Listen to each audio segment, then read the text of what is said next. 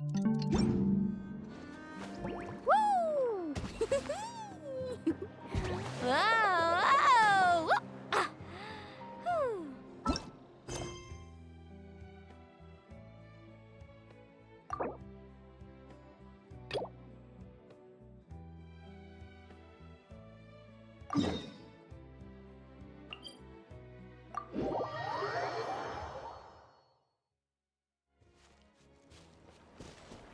Off we go.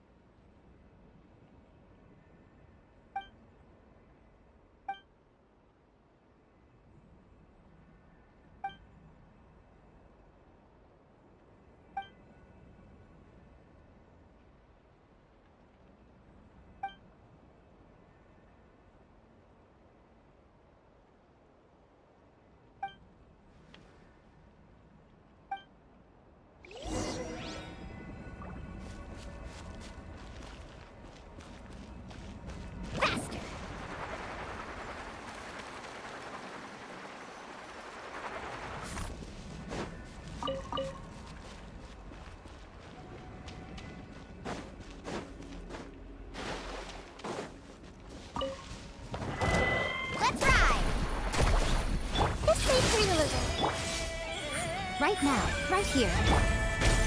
Wind, hear me.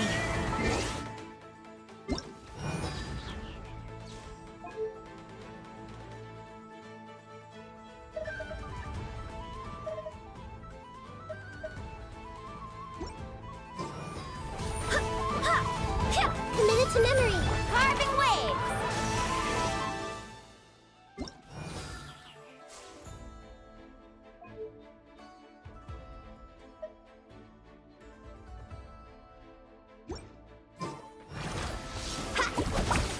Grow.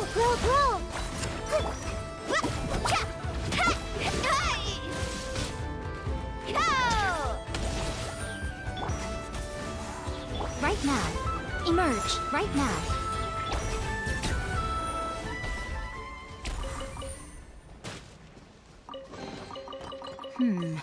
Things are going a little too smoothly today.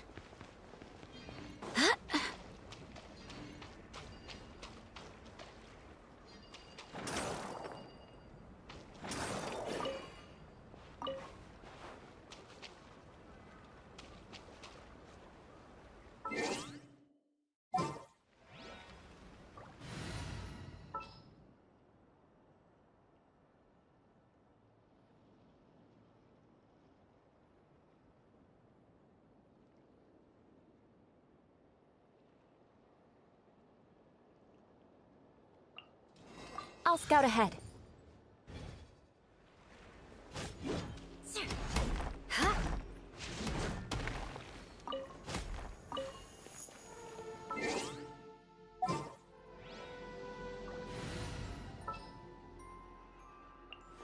Let the wind lead.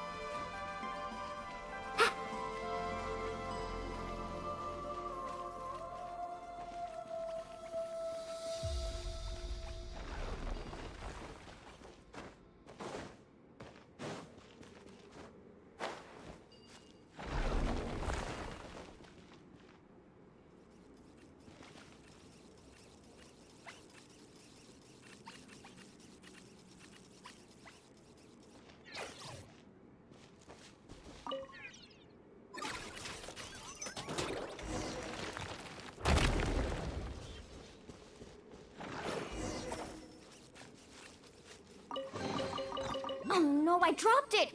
Quick, pick it up! Hope I didn't just jinx us. Need a surfboard?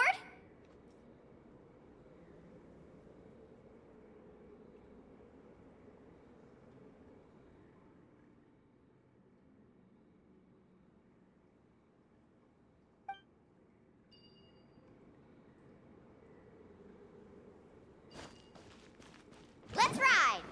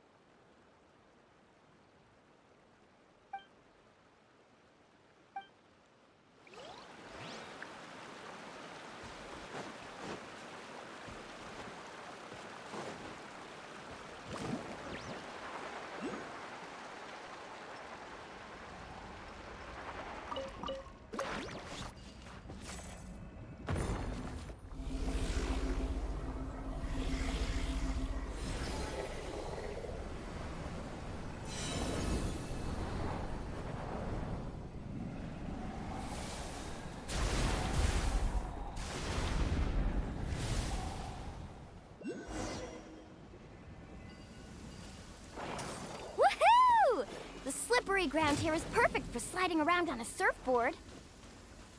Off we go.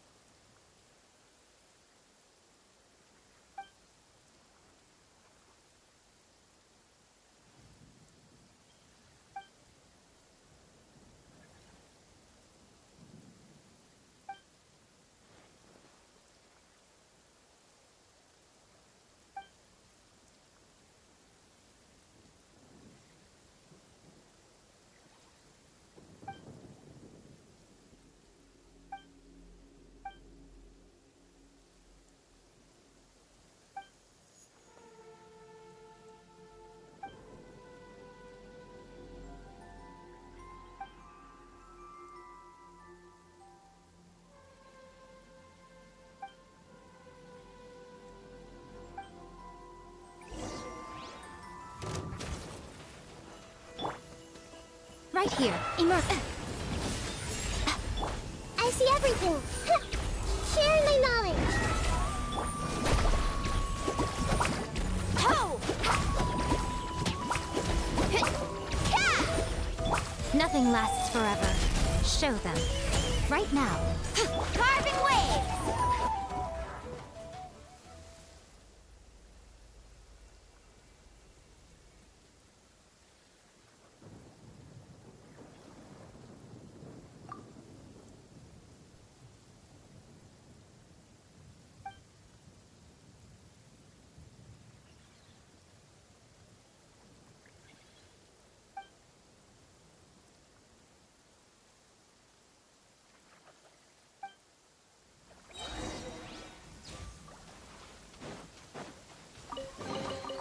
I told you today's our lucky day. Whew.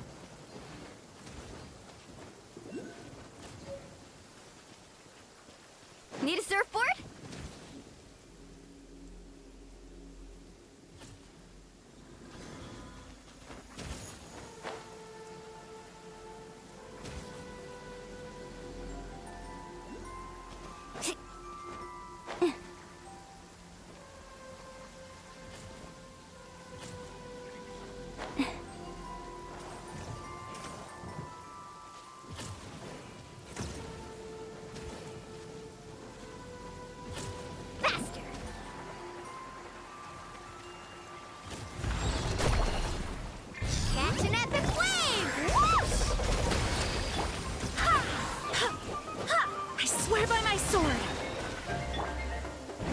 Here. Emerge. Hey! Yeah! The Temple of Wisdom! Carving waves!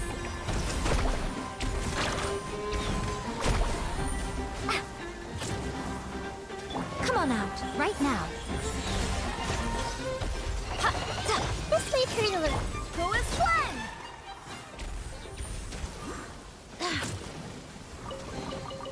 What a pleasant surprise.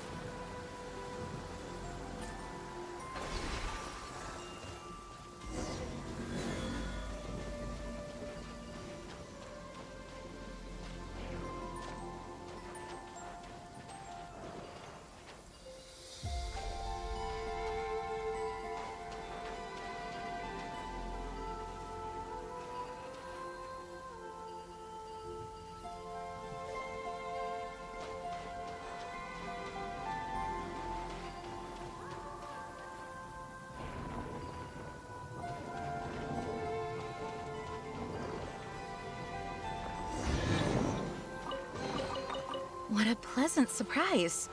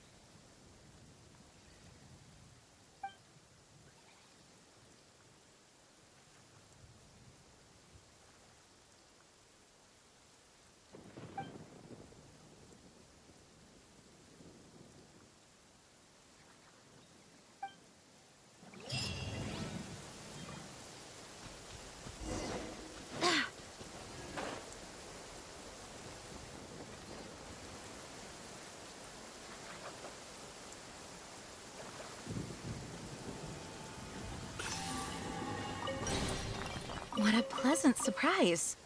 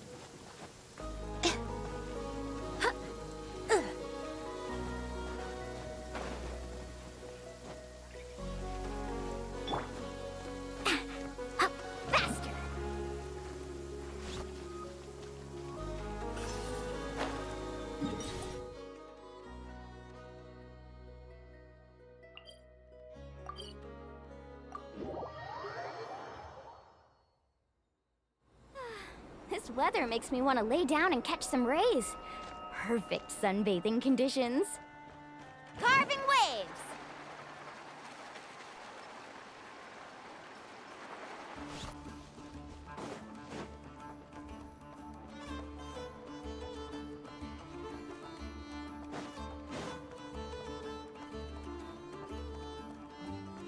Ad Astra Abyssosk.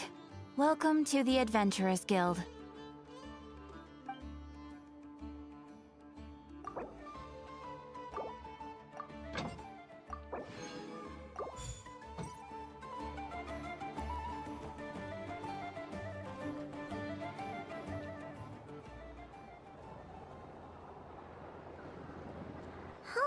It's been a few days since we said bye to the others in Nasha Town. Still no news about Rarer, though. Where could he have slunk off to? If only he was gone for good. But with all the trouble he stirred up before, there's no way we've seen the last of him. Hello! You must be the traveler in Paimon? Mr. Flint has been looking for you.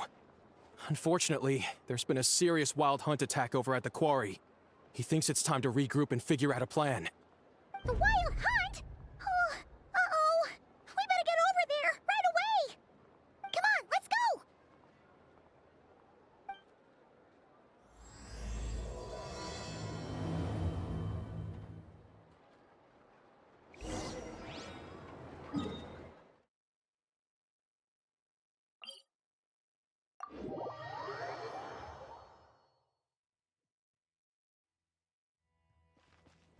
Faster!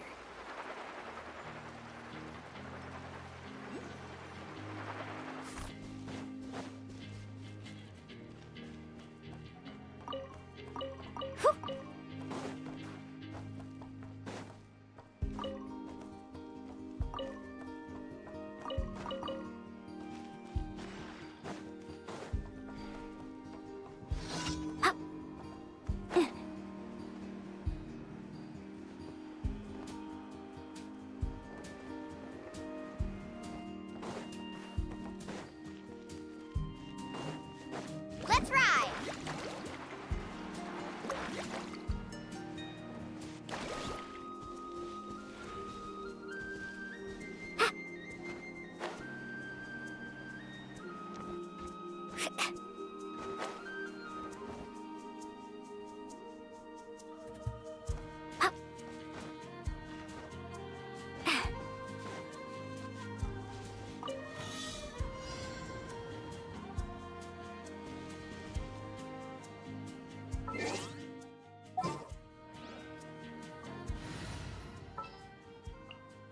Leave it to me.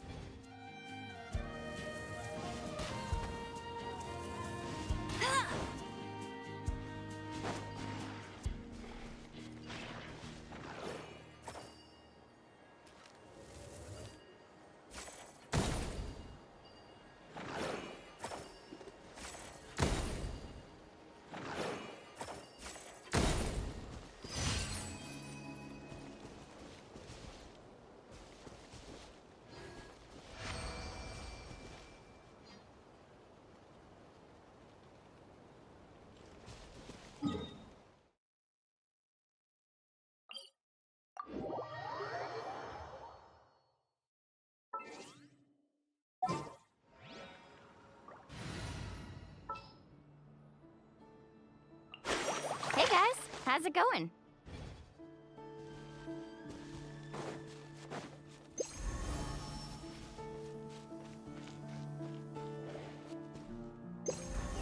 Need a surfboard?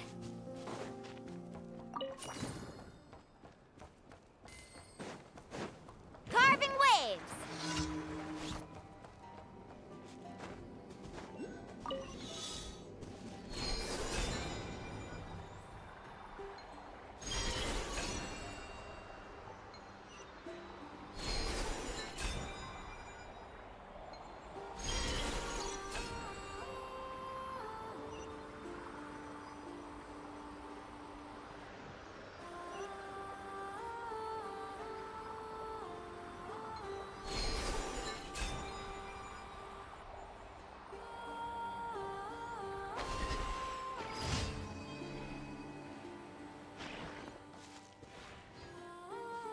Off we go.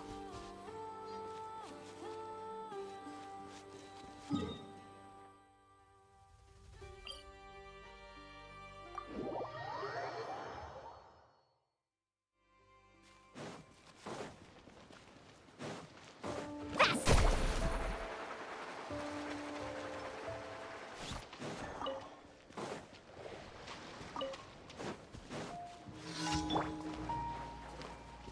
Committed to memory. Right here. Emerge. Right here. This might hurt a little.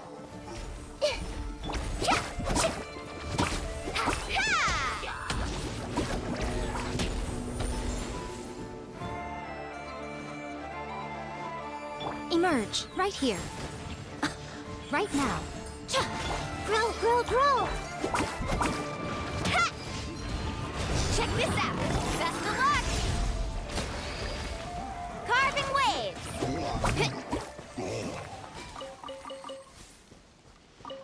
Off we go.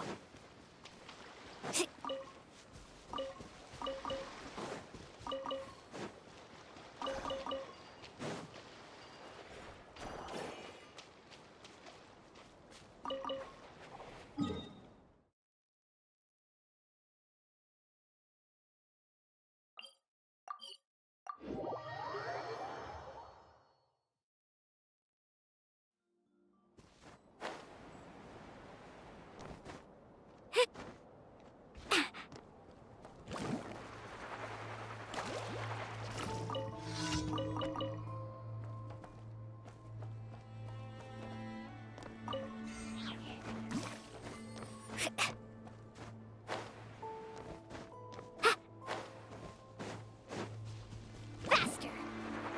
Prepare to meet your maker. Amazing.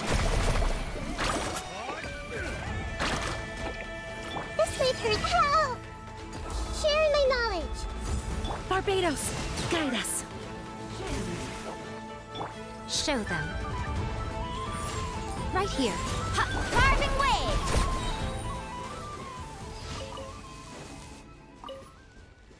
Off we go.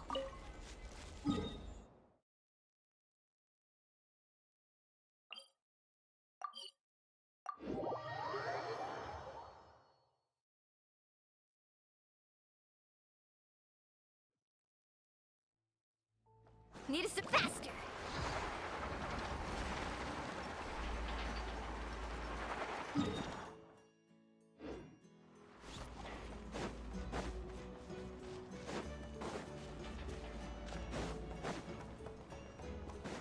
Carving waves.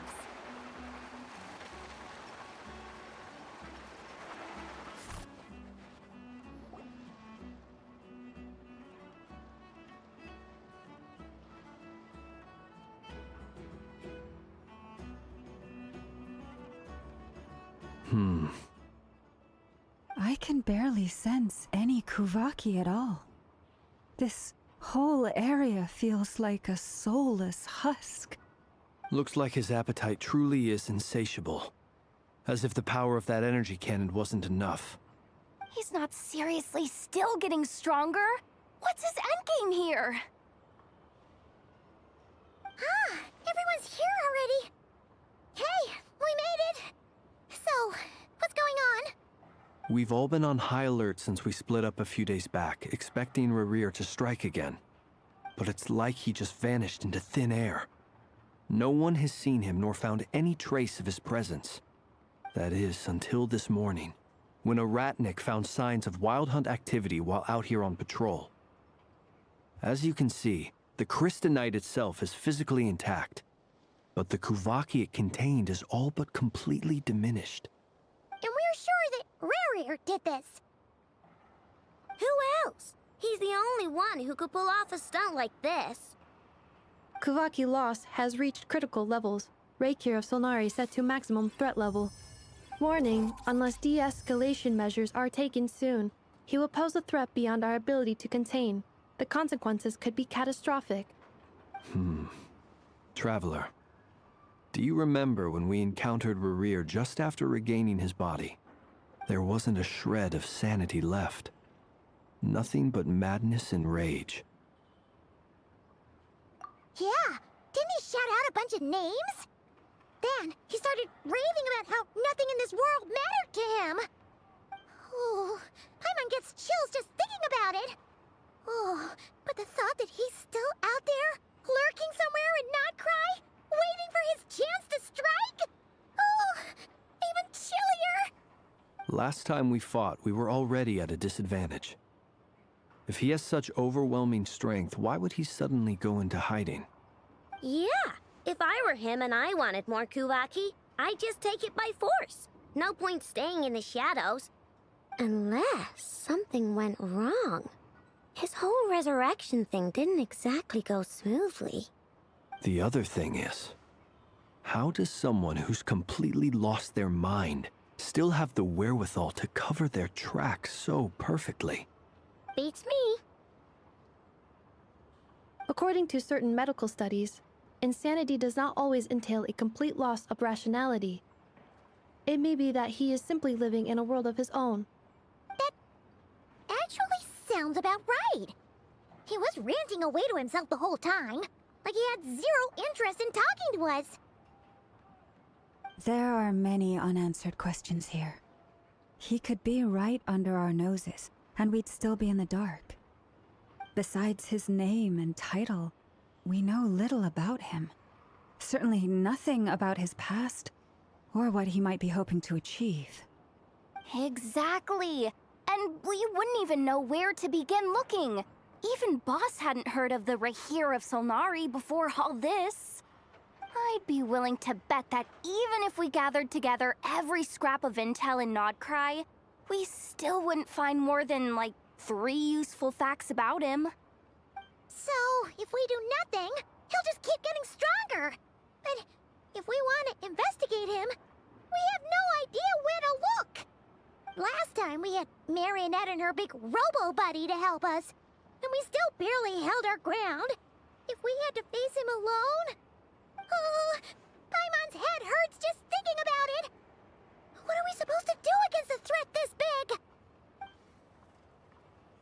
Well, I do have a little hunch about his next move.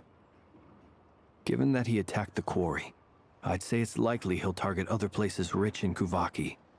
Somewhere like the Eye of Krati, or the Pillar of Embla. One thing's for sure. If we just sit back and let him keep absorbing Kuvaki, we really won't stand a chance against him. A perfectly reasonable hypothesis. However, it is worth noting that these two locations are quite far apart. To investigate them both, we'll need to split up. I agree, we should split up. Right now, Rerir's goal seems to be gathering Kuvaki, not fighting us directly. Once we're done, let's regroup on Hisi Island. Wait, why Hisi Island? If I recall correctly, your largest goddess statue was carved from Kuvaki-rich ore, was it not? That's right. Yes, it could well be a potential target of his. I should head back and start evacuating the pilgrims.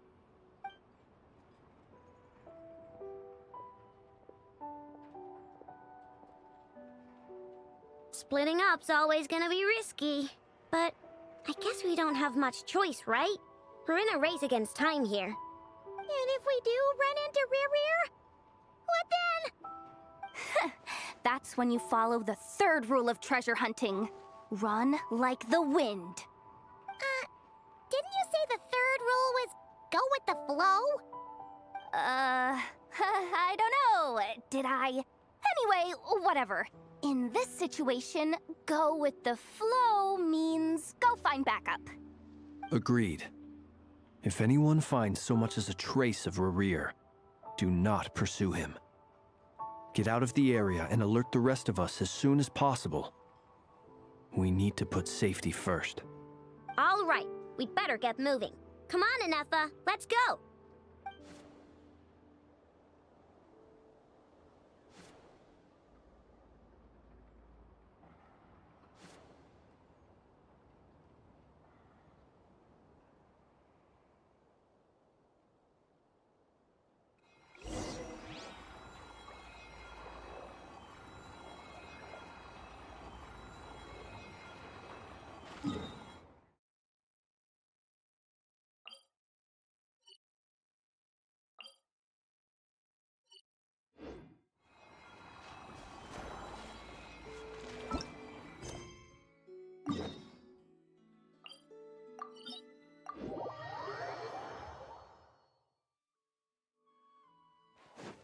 Faster!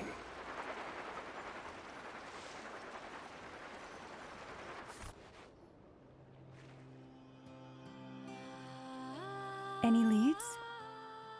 Nope. Diddly squat. No clues to where he might be hiding. It's like he's a ghost. It feels like we're sitting on a powder keg that could go off at any second. Oh, I hate this feeling. I'd rather face him head on than be left hanging like this. So, you guys didn't find anything either? Not loving the word either. How about you, Flints? I questioned a few Ratniki and eventually narrowed my investigation down to one suspicious individual. But by the time I got to his place, he was already gone. Almost as if he knew someone was on to him. Either that, or he's just extremely cautious, and doesn't stay in one place for long. He's been biding his time for a while now. The question is, where, or what, is his next target? No idea. Since regaining his body, he seems to have lost all interest in the fragment in my possession. If he did still want it, he's had plenty of chances to take it. All we can do now is hope that Aino and Anefa turn up some leads. Darn it, Rerir! If you've got the guts, come face me one-on-one! Wait, he's actually here? I didn't mean it! I swear! No, it's coming from Silver Moon Hall. The Lady Kutar might be in danger. Let's get over there, quick!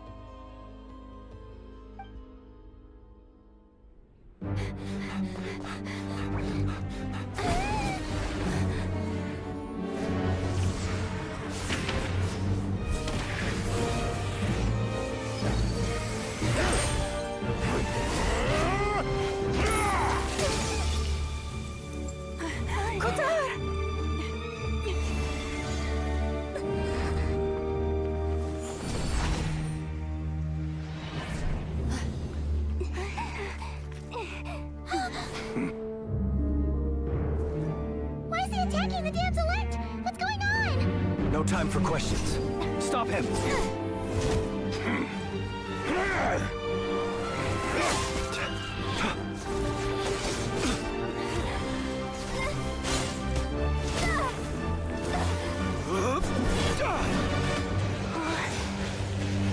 This is insane.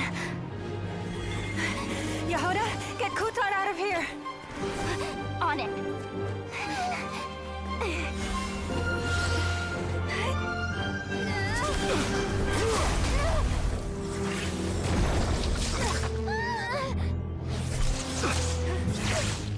Look where your feeble light has gotten you. Now you shall plunge into darkness. Thalindus, soon I will find a way. Watch out!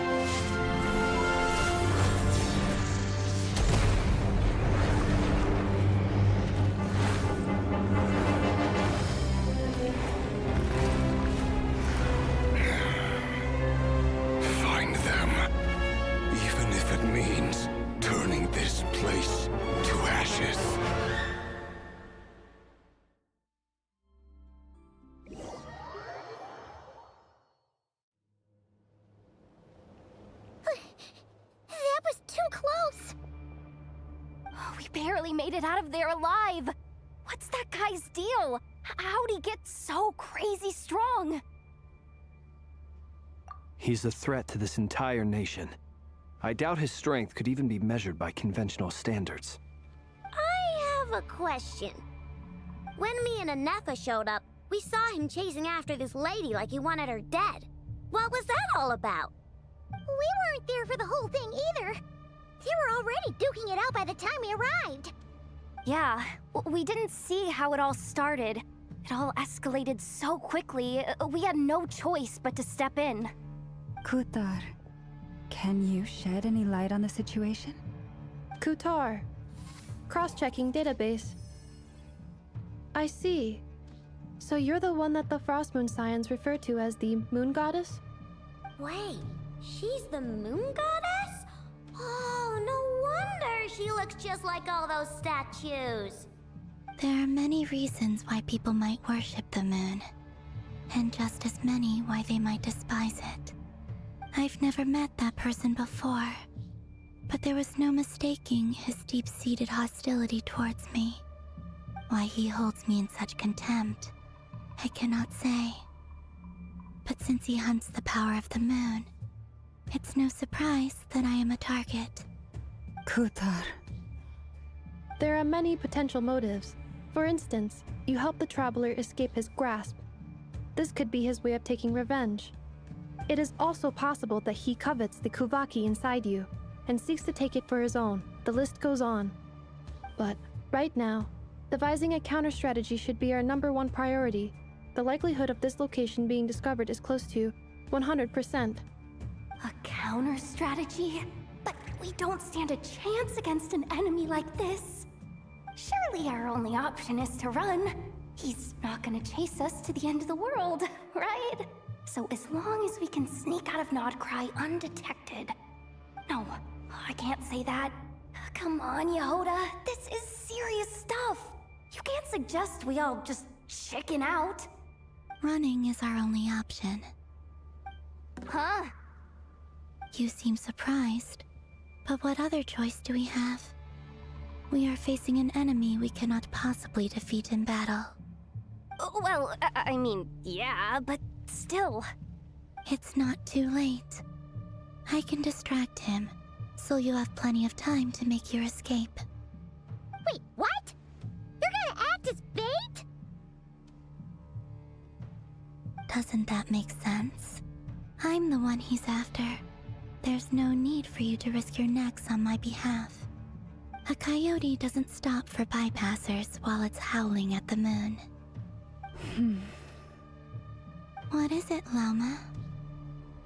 The Frost Moon Scions have already grown accustomed to life without their goddess. My presence here is no longer essential, and this is not my home, so you needn't ask me to stay. We can't just roll over and let him get away with this. That's not our style. Yeah, we can't just call it quits after everything we've been through together. Besides, she'd pretty much saved my life back there. If I just ditched her now, I'd never forgive myself. We can't overlook that you have saved our lives multiple times now. To talk of returning the favor would be a little crass for my liking.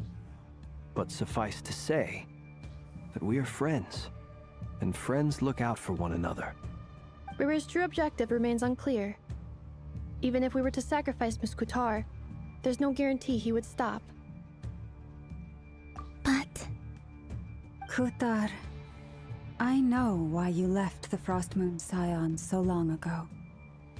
It was because people started treating prayer as a form of trade.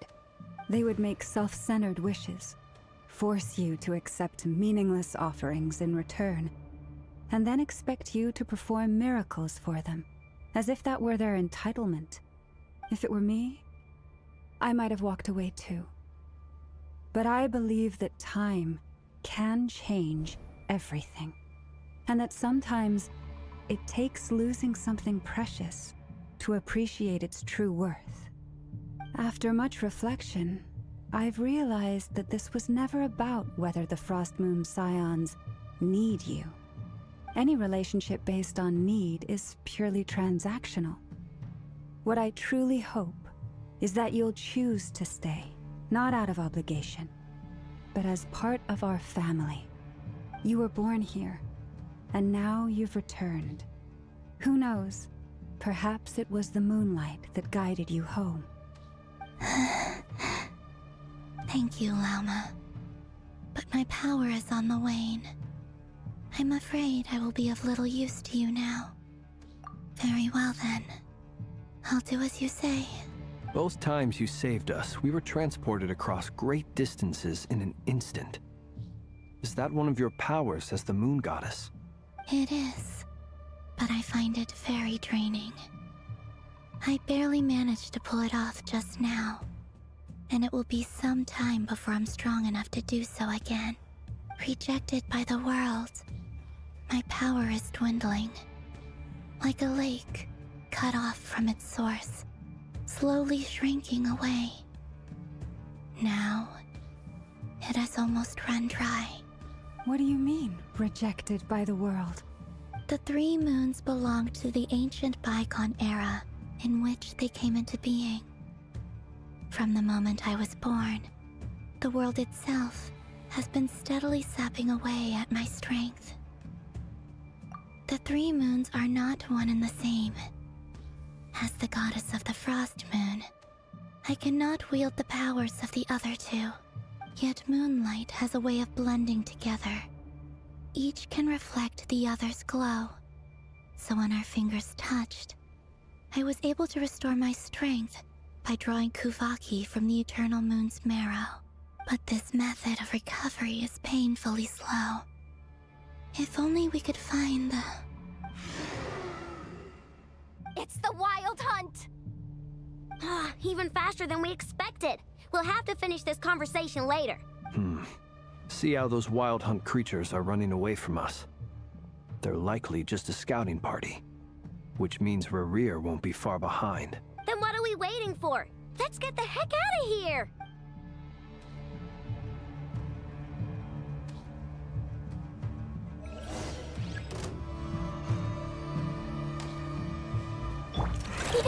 Go! Leave this place. Oh, they just keep coming! This is driving me nuts! Rerir's closing in on us. We need to pick up the pace. There's too many of them! And this time, we can't fall back on Futar's help to escape. This goes on much longer. Protect us. Close your eyes. Observe. To dust. Ding dong! Installation chamber deployed. Annihilation mode.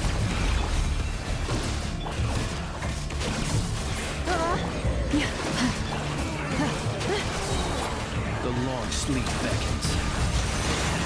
With one heart, we pray. Leave this place.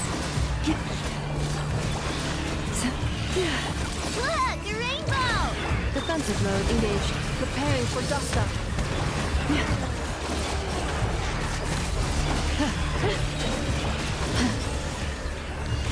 For the everlasting forest.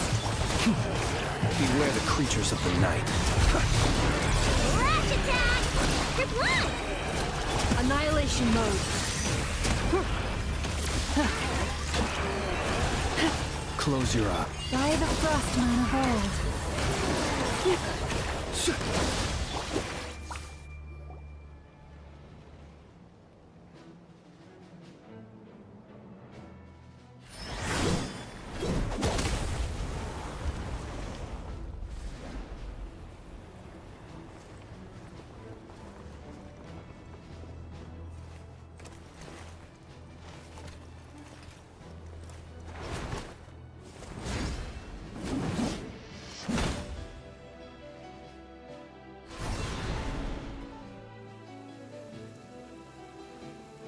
What's the matter? Bit off more than you could chew? Who are you? Uncle Varka! You're back from Amsvartnir? Whoa! You're Varka? Grand Master of the Knights of Favonius? We could save the intros for later. Right now, let's get you all out of this hellhole. Follow me. I know somewhere you'll be safe. Oh, is that where I think it is? That's the one. Come on, move! There's no time to waste.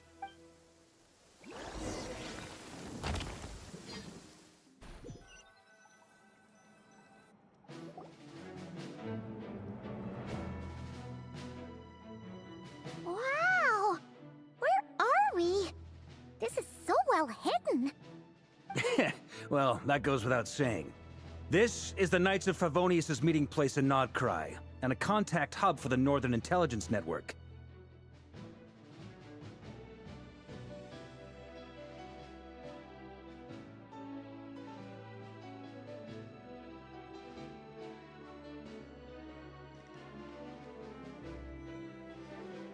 AKA, the black market of intel. No matter what faction you're with, it's the place to buy and sell information. Their headquarters are in Nod-Krai, but they've got contacts in every nation. As an expeditionary force on foreign soil, working with them has offered us the most effective way of getting our hands on reliable local intel. This is where we meet, so naturally, it's secure. Anyway, where were we? Folks from Nod-Krai should be pretty familiar with me by now, but I believe this is the first time we've met. Allow me to introduce myself. I am Varka, Knight of Boreas, and Grand Master of the Knights of Favonius. We've heard all about you. This meeting's been a long time coming. You look way younger than Paimon expected, but you definitely have that Grand Master vibe. Well, I'm no spring chicken. Just not showing my age yet. Definitely feeling some of that back pain today, though. Rushed back from Amsfartnir without a wink of sleep, only to get right into another fight with that freshly revived maniac. Another? You mean you fought him before? Yep. He wasn't nearly as strong back then, but he was still a formidable foe. I brought some of the knights along to give him a little surprise, but he saw us coming from a mile off.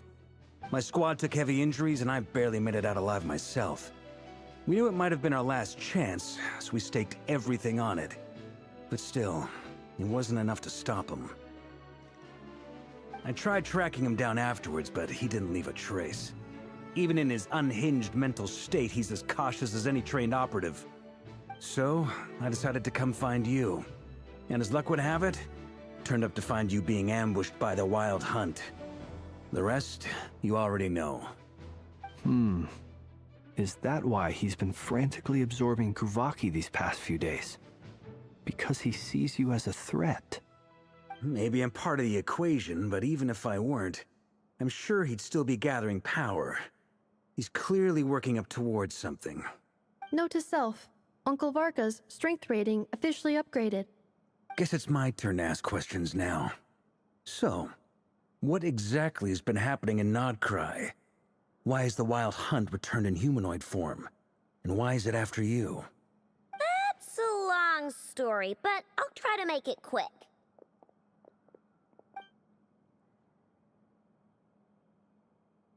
Wow, I had no idea so much had happened. Sounds like you guys have really been through it. So, the Kutar is actually a Fatui Harbinger.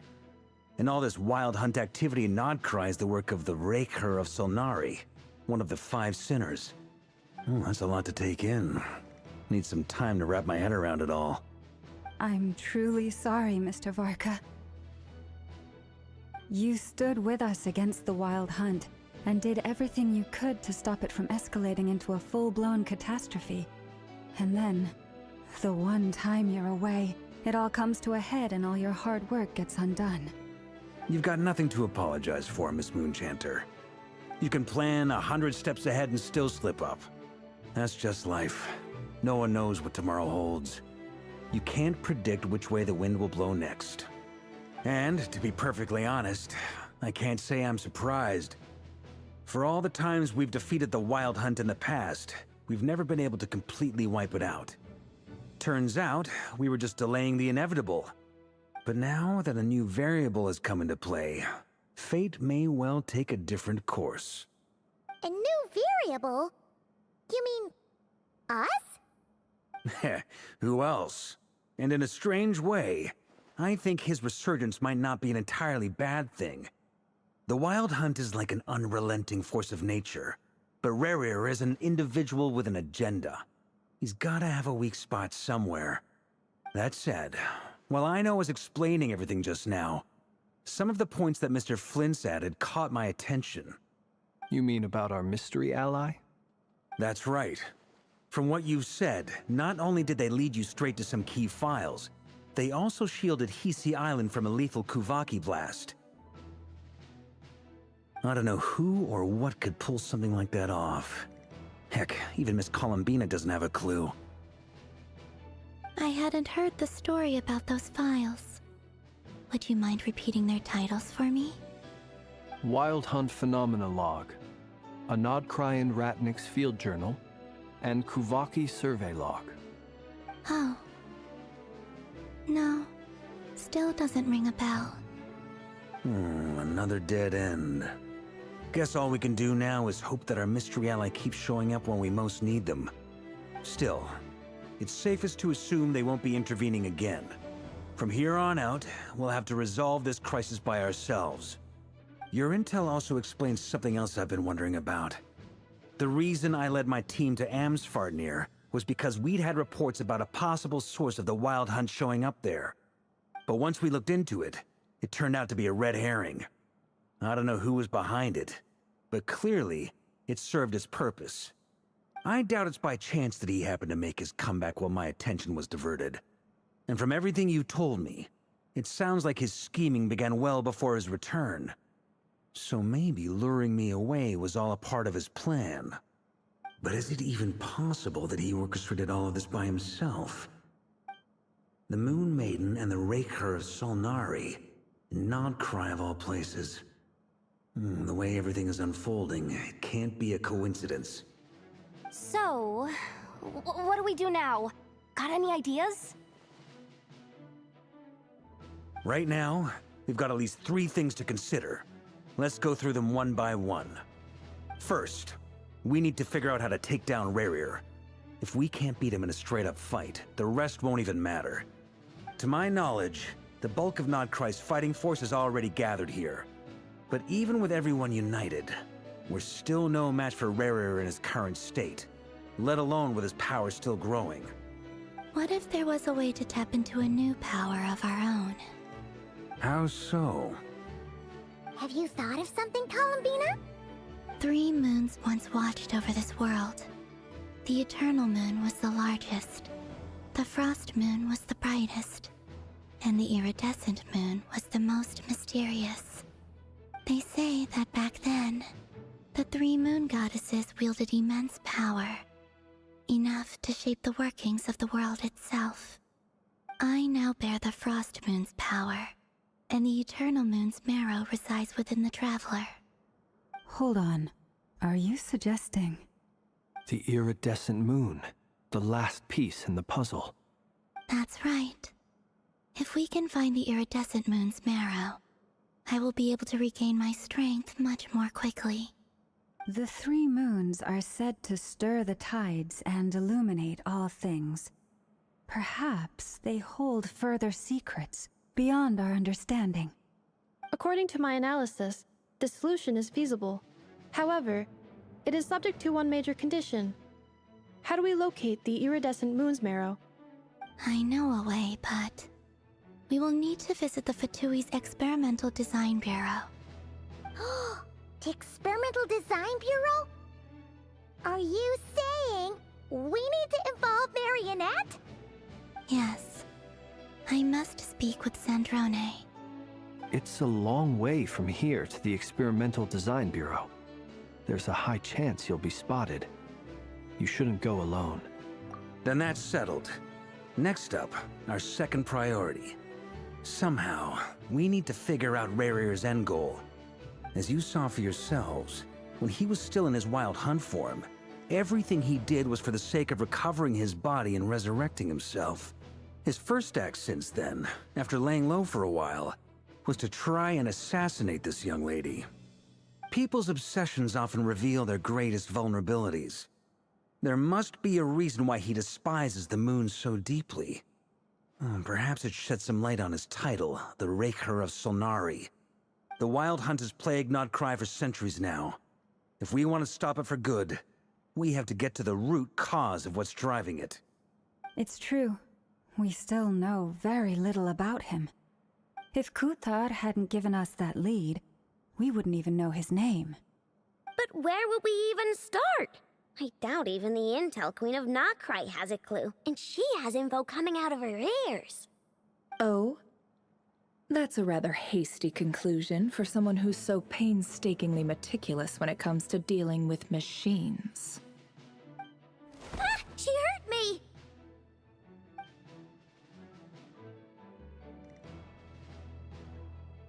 Boss! What are you doing here? I'm now asking myself the same question.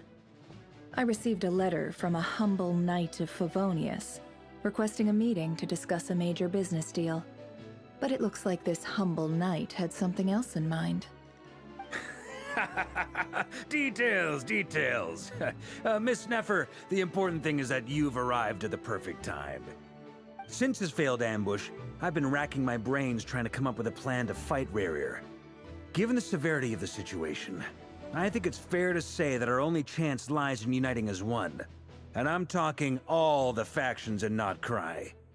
We can't do this without the Curatorium, but I knew it'd be a tough job to win you over. So, I took the liberty of reaching out for a little chat. Wait a sec. How did you even hear about this place, Neffer?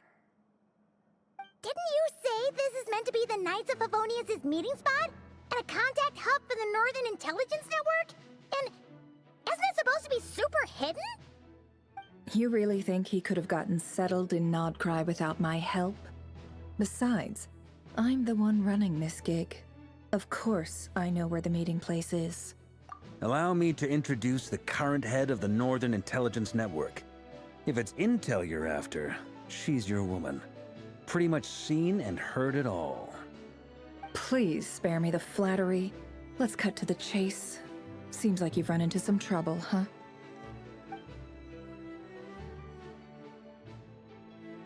Well, this certainly qualifies as an unforeseen crisis. On behalf of the Curatorium of Secrets, I wish you all the best of luck. So you're just going to sit this one out? Why should I get involved? What could possibly be in it for me? What if we told you we can't do this without you? Oh? Then I'd say, you'd better make it worth my while. I don't work for free. I can't put a price on something like this. It's just not in my nature. But then again, you and I have always been polar opposites in this regard. So I can't exactly say I didn't see this coming. If you insist on compensation, I will pay you. Consider this a formal commission. Sound fair? You just don't give up, do you? Too bad. I know you well enough to know you can't afford my prices. The riskier the job, the more it'll cost. And a Moonchanter's stipend isn't exactly generous. Unless you're planning to start passing the donation box around among the faithful. Boss, just a thought. If they come up short, maybe you can take the difference out of my next few paychecks. Things got really dangerous during the fight with Rerir. If this girl hadn't saved me, I'd be ley line fodder by now. I'd be gone for good, boss. If there's any way we can make this work, I'd really like to help her. Please? I'm begging you. This is why I'm always telling you never accept favors. They are the hardest debts to repay. You have to be careful who you get involved with, or you invite all kinds of misfortune. Very well, Yehoda, I will help. But just this once. Don't count on this happening again. Flynn's, that fragment that Rerir was after, do you still have it on you? Of course. Let me borrow it. I need it to follow up on some leads. Wait, you actually have some leads? Shh. This is top secret information. I get it. We all have things we'd rather keep to ourselves. Plus, I know we can count on you, so we'll leave the intel gathering in your hands. And that brings me to the third and final item. We need to find a way to distract him. We need time to make our move, so someone will have to stall him. I'm in for this part, no matter what. Anyone coming with? Count me in too. Come off it, you two. Quit playing heroes. I'm way ahead of you here. Nefa did a scan of the Moon Goddess's Kuvaki signature, and we're gonna use it to make some decoys over at the Kramkake craft shop. Anyone who's in, follow me. Once they're ready, we'll deploy the decoys across Nod-Krai. So as long as the rest of you keep moving, he won't catch on to your scent and won't be able to track you down. I like it. Genius idea. No biggie. All right then, we'll split into 3 teams. Once your team has finished their mission, return here and wait for the others. Dismissed!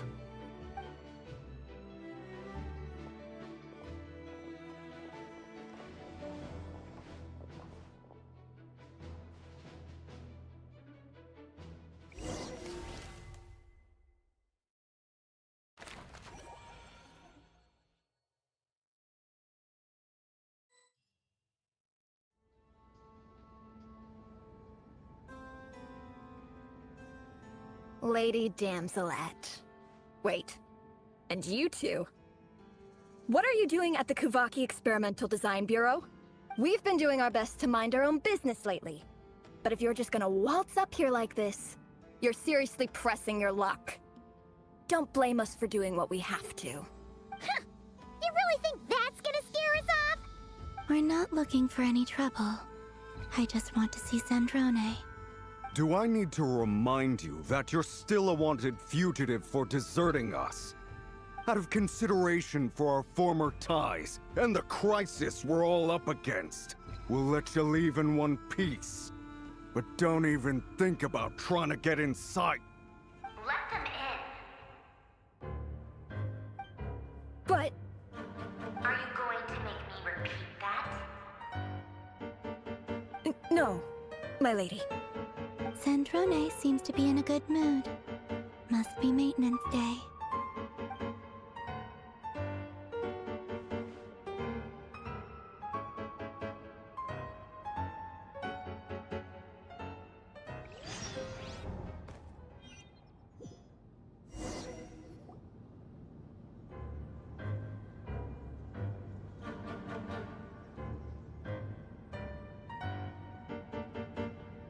So tell me, to what do I owe the honor this time?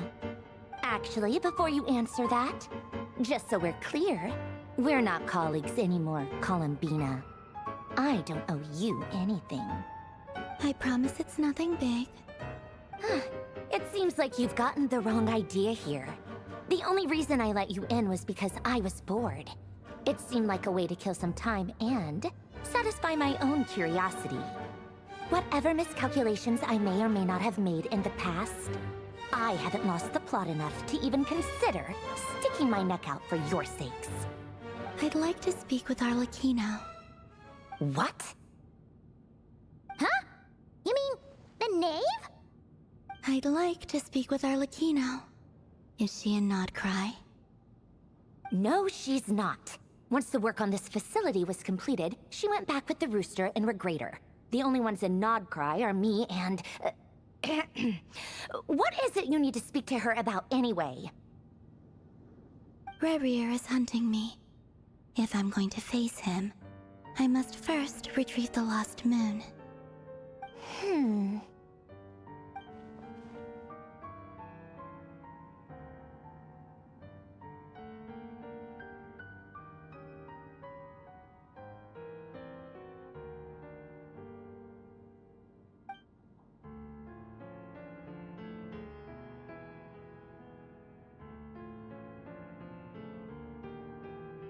Is that a no, then?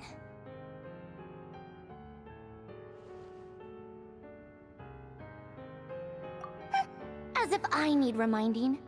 I was this close to settling things with him before Or someone decided to whisk me away to their weird little garden. Have you held any tea parties lately? Tea parties? Yeah, obviously. You don't seriously think we'd pack it all in just because you aren't here. If anything, they've been more eventful than ever. Just me, Arlecchino, and a bunch of insolent and sensitive guests who won't stop asking where you've gone. Oh, they've been a real joy. I bet you served them the worst tea you have. Just like you used to do to me when I upset you. Who cares about how good the tea is when there's no one around to drink it? I keep losing people. First Rosaline, now you. I'm running out of people who can make me laugh. Honestly, what could be more ridiculous than a multi-centenarian goddess who's only ever had the plain herbal tea she received as offerings? You'd always brew a different type of tea for me each time. Was it really just to see how I'd react?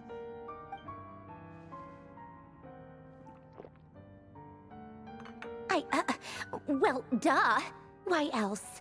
Watching you squirm was practically my only form of entertainment.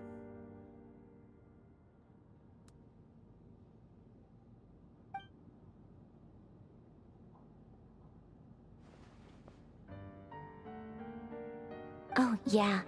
And Capitano sometimes used to bring Tartaglia around, too. But I guess we won't be seeing him again.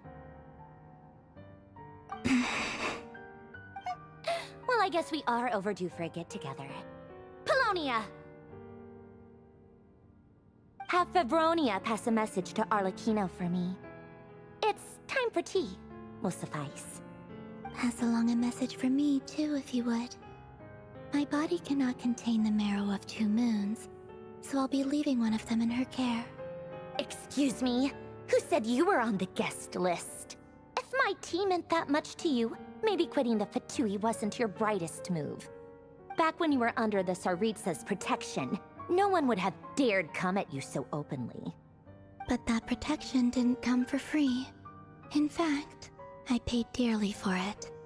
At the end of the day, it was just another transaction. I just got tired, that's all. I never wanted any part in their grand ambitions, and I've had enough of being treated like a bottomless supply of power. It brings back memories from the old days, when I was still worshipped as the moon goddess. Centuries on, it may be a different group of people, but I see the same greed in their eyes. I figured you'd leave eventually. You didn't have as much of a reason to stay as I do. The Tsaritsa gave you shelter and protection, but that was it. Nothing more, nothing less. Meanwhile, the Fatui demanded everything from you in return, until it was more than you could bear. I get why you left. And frankly, I have no interest in dragging you back just because the higher-ups told me to. But if you keep hanging around with this riffraff, the next time we cross paths, we might be enemies for real.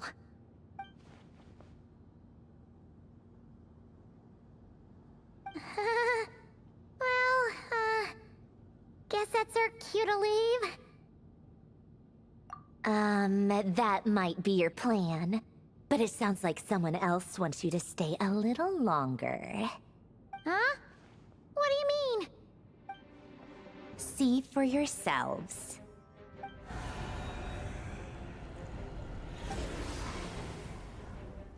My lady, it's the Wild Hunt.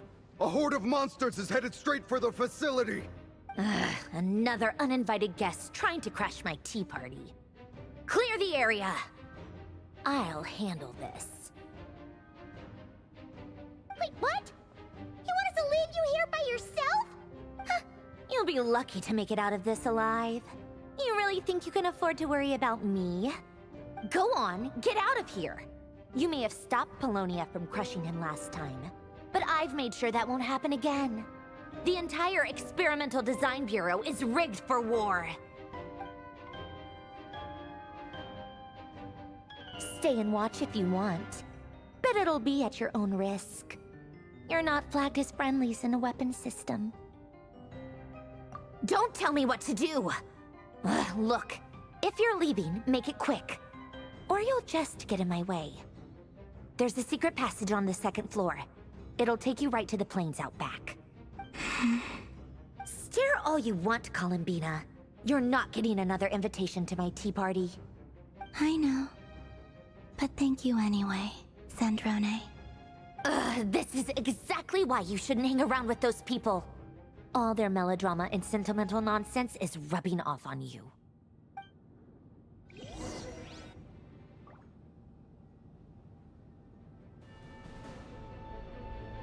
Come on then, Mr. Ray here. Let's pick up where we left off.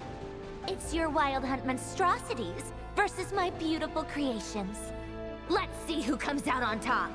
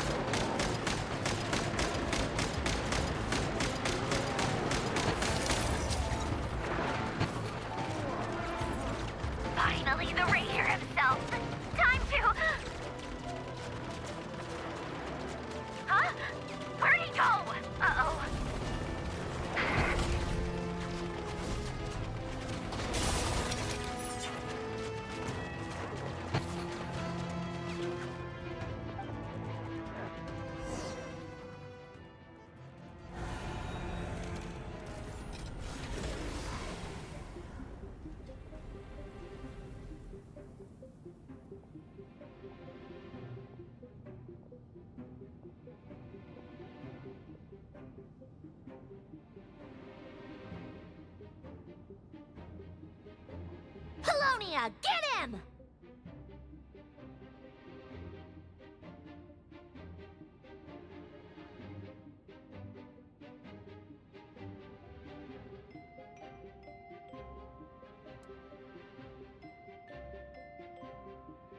I've upgraded Pelonia again since our last encounter, and uploaded every last scrap of your data. So let's finish this, once and for...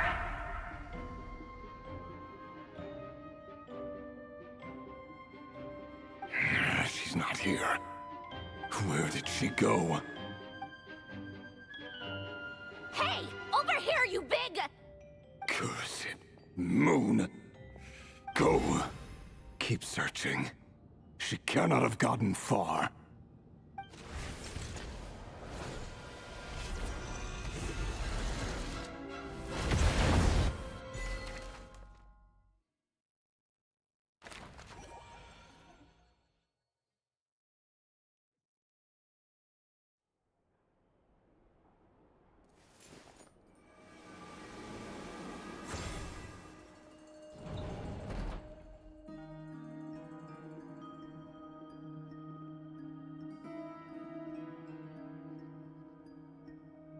So this is your method for investigating Rarir's past? It almost looks like some kind of ceremony. Good deduction. But it's quite a different affair from what you're used to with the Frost Moon Scions. Whoa! First time I've ever been in here. Boss always said it was off limits, so I pictured some kind of creepy dungeon. But it's actually kinda nice. Oh, I guess this must be Sumero decor? That's where Boss is from. And that nice shopkeeper who sold me my treasure compass. I'm not sure exactly what you've got planned, but it looks like you're all set. When do we begin? Whenever we wish. But for some reason, I've got a feeling this isn't going to end well. I've never faced Rarir myself, but from what you've told me, his power is beyond anything I could imagine. I, on the other hand, am just an ordinary businesswoman. Our paths should never have crossed, yet here I am, forced to make an enemy of him. If you ask me, you're about as far from ordinary as it gets. So what are you saying? You're getting cold feet? Once I take a job, there's no backing out. Still, I have to ask myself if the power I'm relying on will even work on an opponent of this caliber. And also how to make sure I come out of this alive if things spiral out of control. Death is the one thing we can take for granted. It is the great equalizer, however fortunate or unfortunate we may otherwise be. So it's important to consider how to spend what lifespan we have left. Come on, boss. Lighten up. Quit talking about death. It's bad luck. For once, I agree with you. When you're up against a foe like Rarir, there's no such thing as being too prepared. Is there anything I can do to help? That won't be necessary. I've already made up my mind. Time to cash in a precious favor I've been saving for a rainy day. Yehoda, I need you to find someone for me. The sooner the better. Eh? Find who? That shady merchant who sold you an overpriced treasure compass the other day. Come on, boss. You're pulling my leg again. In what way is she shady? She showed up when I was completely lost and sold me a neat little gadget that was exactly what I needed. Trust me, she's a good person. Anyway, I know who you're talking about. Don't go anywhere. I'll be right back.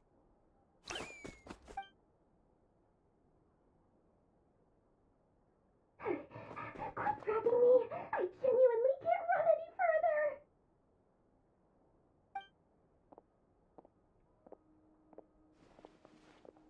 Hey, aren't you? What is it? What's the big rush? You dragged me out of a dream where I was literally swimming in Mora. I'm charging double my usual attendance fee.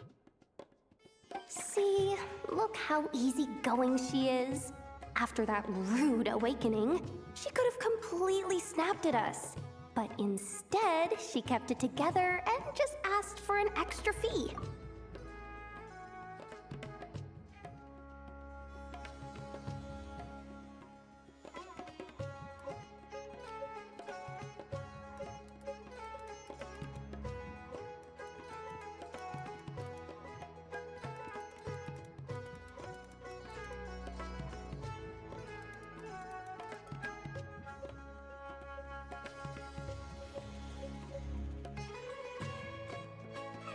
Dori Sangama Bay?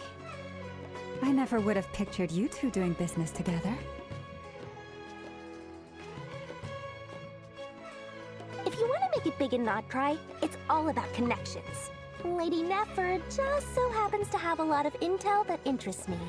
And she also did me a big favor in the past. It was back when I first arrived in Nod-Krai. My trusty assistant, the genie in my lamp, had an adverse reaction to the Kuvaki and fainted. And wouldn't you know it, that's when I suddenly find myself in a life-or-death situation. Good thing my compatriot was there to swoop in and save the day. I've been giving her a 30% discount off all of my goods ever since. Now, so that no one here feels left out, I'm willing to extend a 20% discount to fellow friends of Boss Nefer. Plus, any other friends you send my way will enjoy 10% off. What can I say? The great Lord Sangama Bay is nothing if not generous. So, let me guess. You've run into some trouble? I've got everything you could possibly need, and the more you buy, the more you'll save. You guessed correctly. What have you got in the way of survival gear? The one type of gear I've never been short on.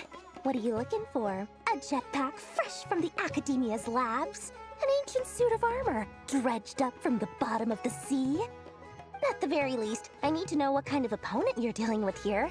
If even you're worried about staying alive, it must be pretty serious. What if I told you it's someone with the power to bring a nation to its knees? Is that so? Then we really are talking top-shelf treasures. I don't have anything like that in stock right now. I'll have to ask my supplier.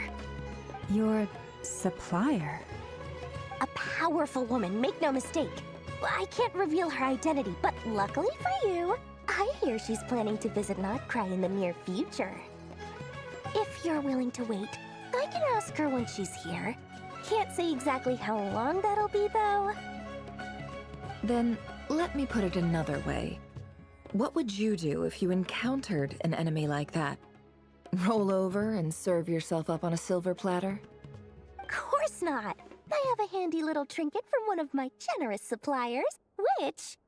Hold on. What exactly are you getting at? No, no! This is for my personal use only! Let's just say I'm borrowing it, all right? Just for insurance purposes. You'll get it back later. Favors are the worst kind of debt to owe, and now you've got a chance to repay one. A win-win situation, don't you think? Fine. You can borrow it for 5 days. No, make that 3. And for every extra hour after that, I'm charging you 1,000,000 mora. Deal? Deal.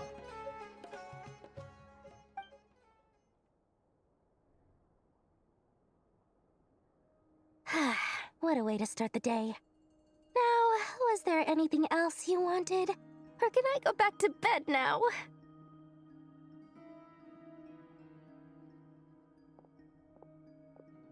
That will be all. Take care now. Don't trip up on your way back, friend. See you later! You're my favorite shopkeeper.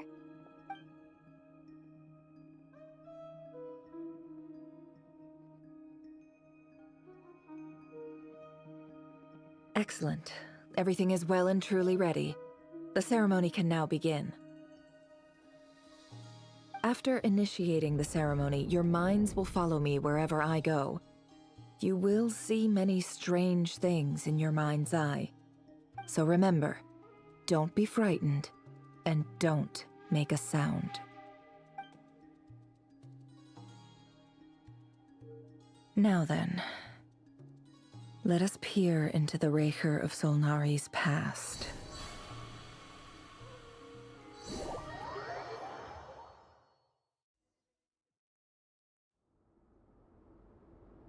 I made it. I don't recognize this style of architecture. Must be Conrian. Simple furnishings, table and chairs. It's a more ordinary house than I might have expected. Looks like the fearsome Raker of Solnari came from surprisingly humble beginnings. Unless this passed for luxury in Conria. Unlikely. It was said to be a very prosperous nation in its heyday. Anyway, I'll keep exploring.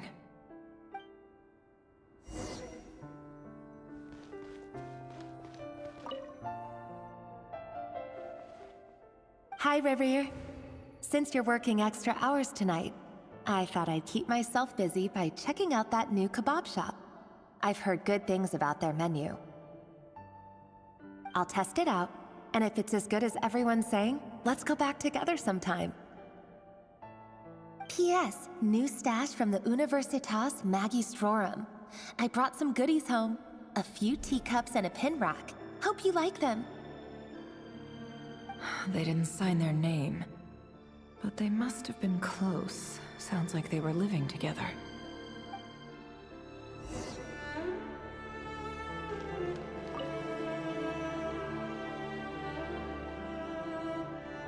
I went over to Joseph's for drinks today. They have a fine collection, but I went alone. Felindis was tied up with something and couldn't make it. Joseph asked why I came alone, but I didn't really have an answer. He then went on to ask about other things. If you ask me, someone who asks that many personal questions is too nosy for their own good. But if he invites me again, chances are I'd still go. Felindis. That's the same name Rerir mentioned. Crane imports keep falling. If things don't pick up, we'll soon be back to meat and mushrooms only. Honestly, I'm not a huge fan of that new type of mushroom everyone's been into lately. Didn't it start out as a lab-grown variety? I heard it's even mildly corrosive. Seriously, why would you even eat something like that? I don't care if it's an impressive feat of alchemy. That just isn't the kind of thing I like to eat. Grain has to be imported, and they're eating a diet of mostly meat and mushrooms. Could it be because Conria is underground, so it doesn't get much sunlight? That would explain why they use so much stone in their buildings. They even use alchemically modified strains for food. Seems like the people of Conria don't have many options when it comes to dining. I've just about saved up enough now. Time to buy it and keep it somewhere safe. Making a big purchase. I wonder what it is.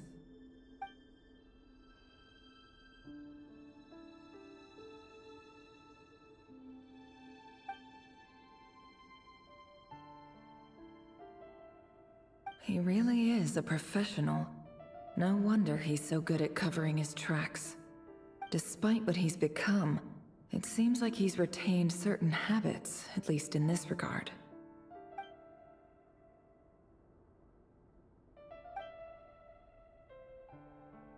Did Rary rip it out himself?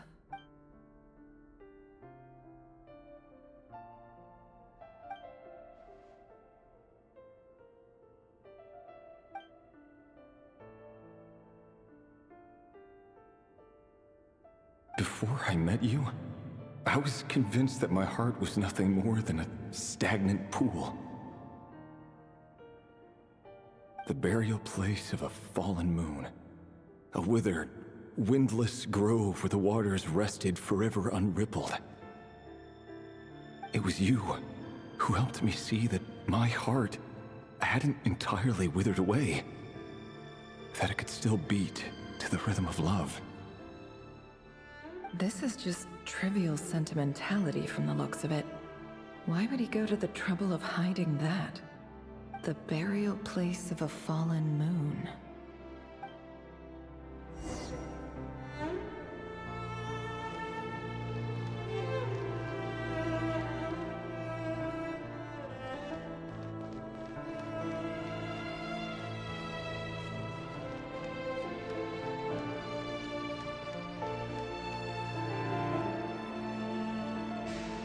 Reverie, over here.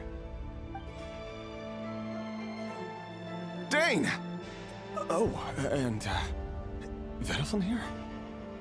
What a surprise to see you here, sir. Hello there, Reverie.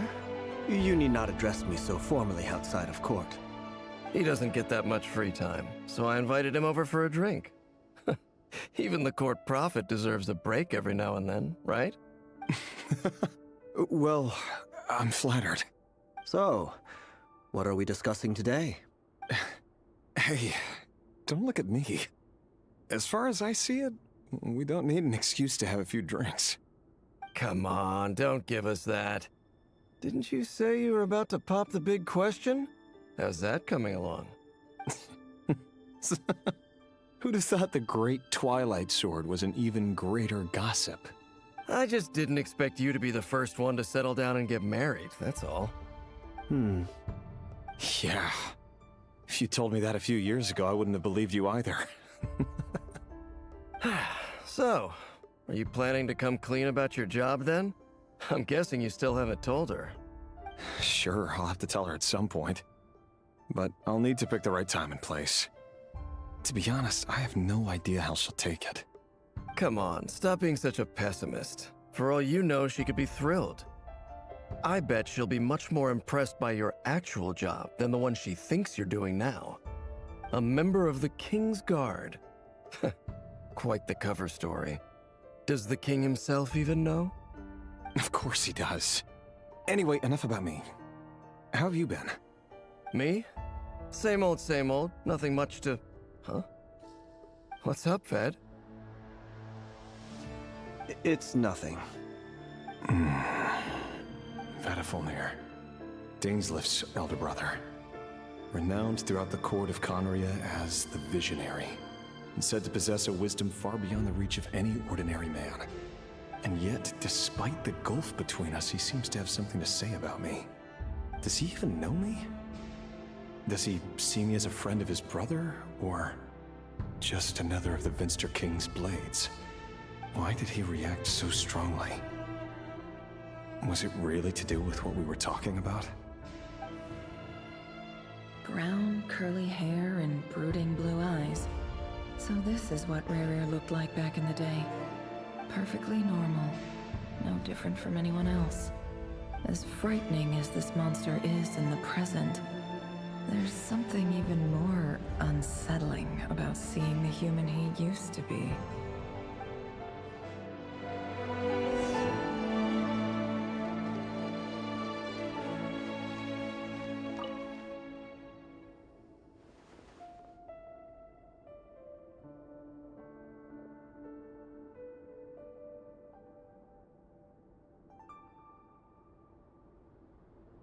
Felindis? You're back early? Our equipment's being serviced today, so I got off earlier than usual. How's your day been? Aw, why the long face? Is something the matter? Has your boss been giving you a hard time again? Went for a drink with Dane and the others after work. Isn't that a good thing?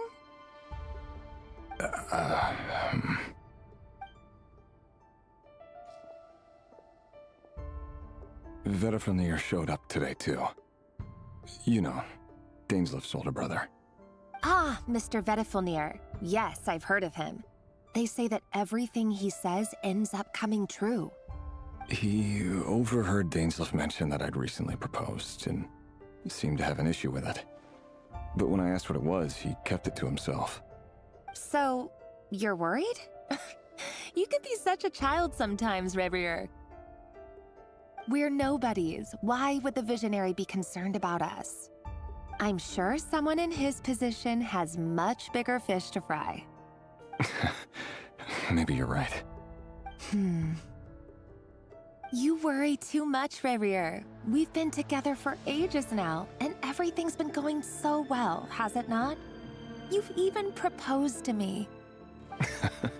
So, you do remember. Tell me then. What's your answer?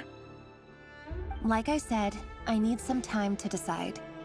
You can't just rush into things like this. We may be nobodies in the grand scheme of things, but if we want things to work out, we've still got to plan ahead. All right. Take your time. Just don't keep me waiting forever. Nobodies. Sounds about right.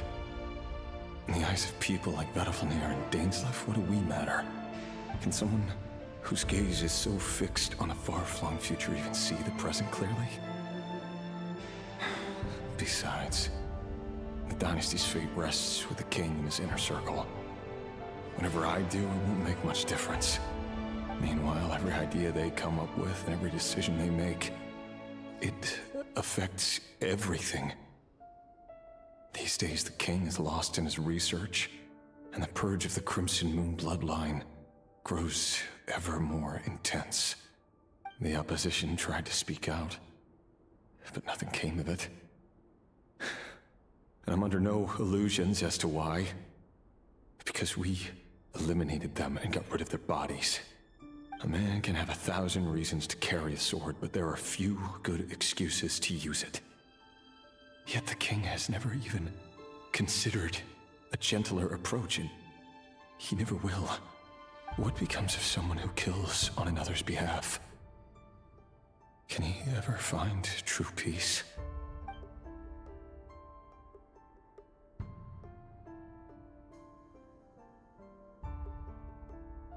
Thelendis,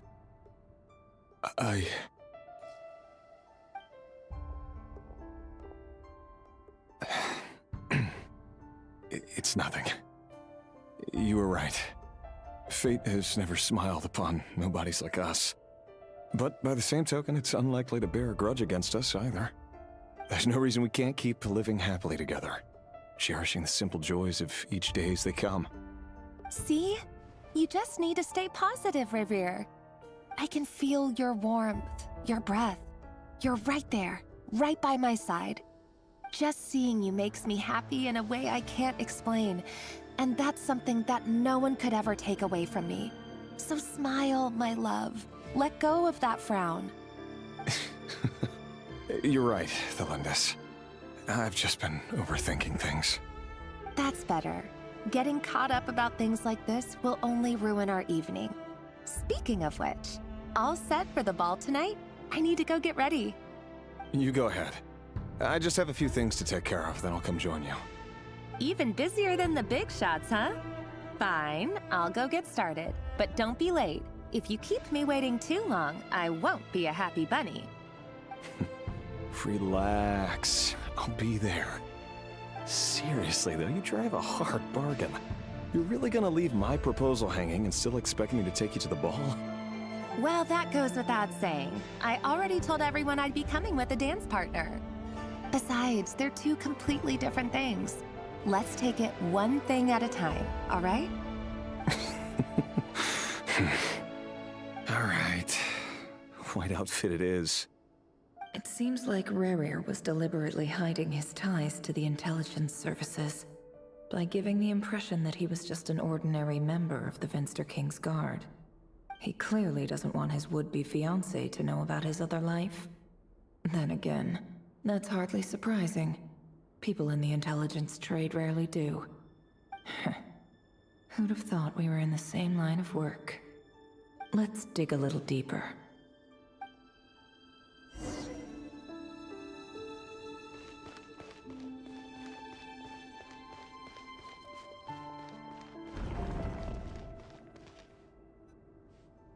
Our last operation was a resounding success, and all thanks to you, Rerir of Solnari. In total, we apprehended 32 dregs of the Crimson Moon, and 67 accomplices. After all these years since the dynasty's fall, so many of them still linger on. Indeed, it cannot be denied. Yet it was destiny that the Crimson Moon should be overcome by the eclipse, and that His Majesty, the all-seeing Vinster King, now guides our nation on the path to prosperity. Conria has no further need for a dead moon. But alas, there will always be those who refuse to see the truth, choosing instead to romanticize the past. That's not entirely true. Much about the Crimson Moon era was worthy of remembrance, and that's exactly why they keep trying to see it restored. Many of its secrets remain unsolved to this day. As it happens, that's precisely the field of study my partner is devoted to. You still haven't told her what you really do for a living. Where would I even start? How do you tell someone that you're one of the king's hand-picked executioners? That your hands are steeped in blood? You didn't choose this life, any more than I did.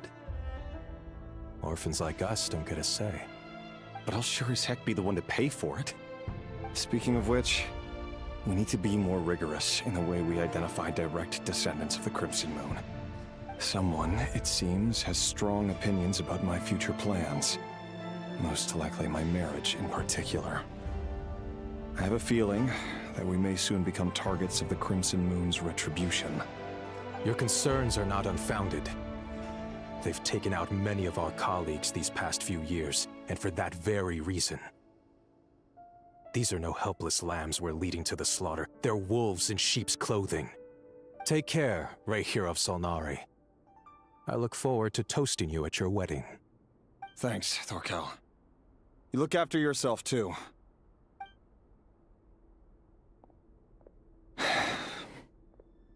Thelindis, I never wanted to keep this from you.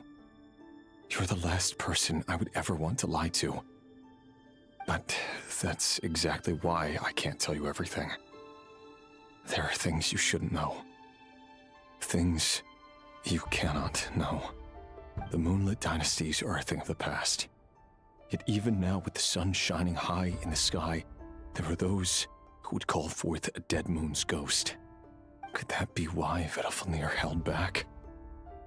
Or was it because of some court secret he's not at liberty to share? I have to get a clear answer from him. No matter what happens, I will protect Thelindis. Rarir seems to be very concerned by Vedalfnir's reaction. Vedalfnir and Dainsleif, the Visionary and Twilight Sword. So that's what they were really like. I've investigated this whole area now.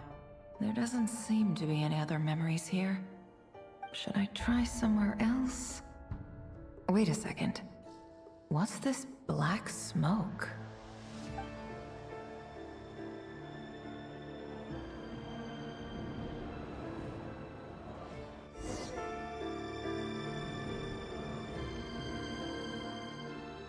So, he's late after all. Just you wait, Rarir. You're in for it. Big time. Are you waiting for someone, ma'am? Could I tempt you into buying some flowers? Oh, sure. Pick me out a pretty bunch if you would. Thank you. But I'm afraid none of them are as pretty as you. For someone so young, you sure have a way with words, don't you? I'm only telling the truth. Look me in the eyes. You'll see I'm not lying. May we have a word in private? Who are you? And what do you want? It doesn't matter who I am. Too many of our kind have fallen lately, so I decided to take the risk of reaching out. Not long ago, the Rahier of Solnari led an assault on one of our strongholds. We suffered many casualties, and many who came to our aid lost their lives as well. Sorry, I don't know why you're telling me this. And I don't want to get involved. Wait, hear me out. This time we finally got a clear look at his face and learned his true identity. His name is Rarir, and he claims to be one of the King's guards.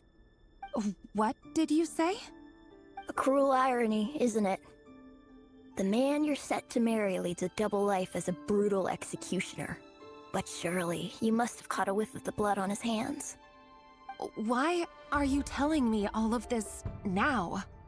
Simple. It's because...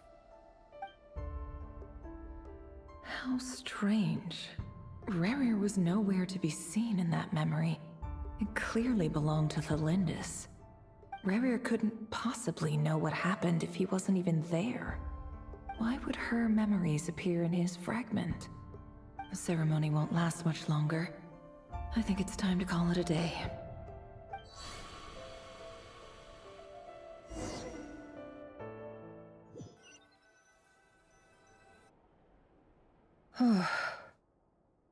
So that was your doing? Did you just pull us inside Rerir's fragment to spy directly on his memories? Any more questions, and I'll have to start charging. I had no idea you could do that, boss! Seriously, that was amazing! We're not worthy. We're not worthy! I gotta admit, though, I'm itching to see what happens next. Feels like we barely scratched the surface. I'm just as curious as you are, but the ceremony only allows for limited time inside. That's all we can see for now. Luckily, we managed to learn quite a lot. So far, so good. I just hope the others are doing okay too. Especially the group with the Traveler. Their mission is a risky one. Let's hope it's all going smoothly. If you're worried about them, go see how they're doing. If I know Boss, she's gonna need some time to write up all the details and make sure it's all coherent. I'll stay behind to lend a hand, but feel free to head back and meet up with the others.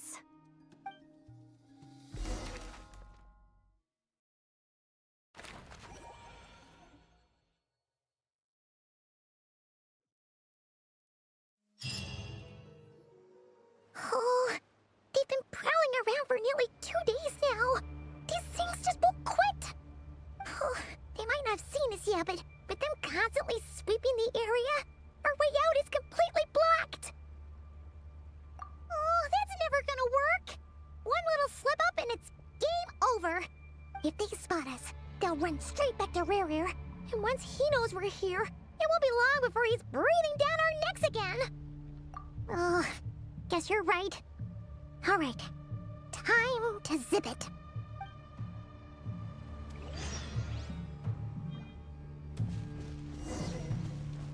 Quick, hide! We almost got spotted! Phew, that was a close call.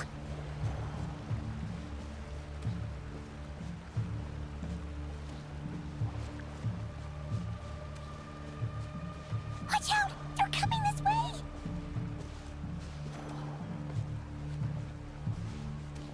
Keep going. We're nearly there. This is the final hurdle.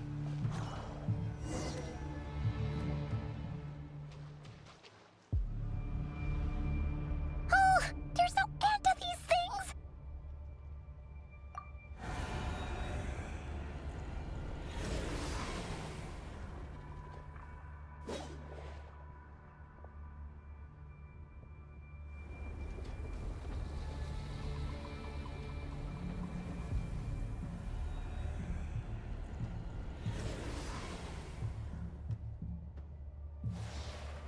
Fire. Fire? Wait, what's that smell? Oh no, there's a fire!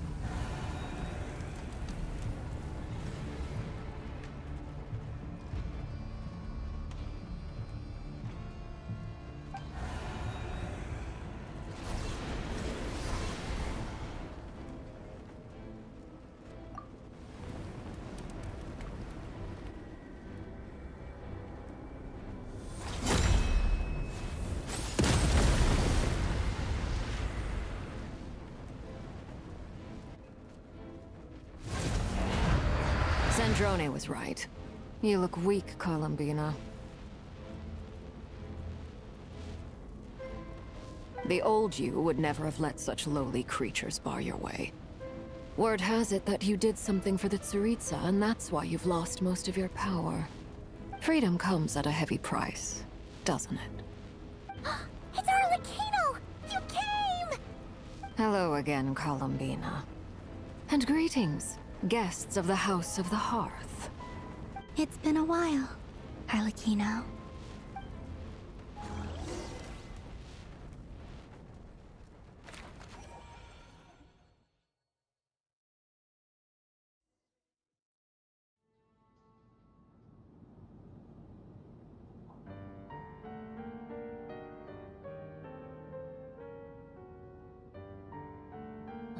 Stupid right here of stupid Solnari.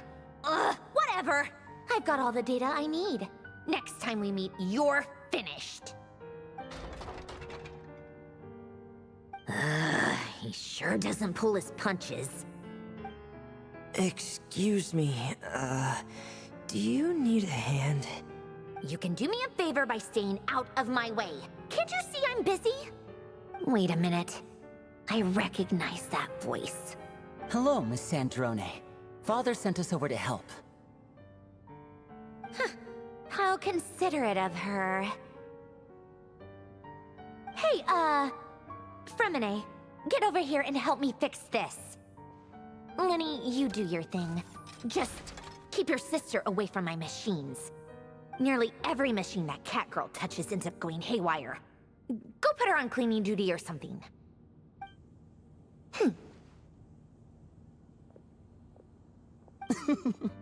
Then let's start downstairs. Fremine, we'll leave this place to you. You've got it. Wait a second. Pretty sure there's still some tea in the cupboard. If you want some, you'll have to make it yourselves.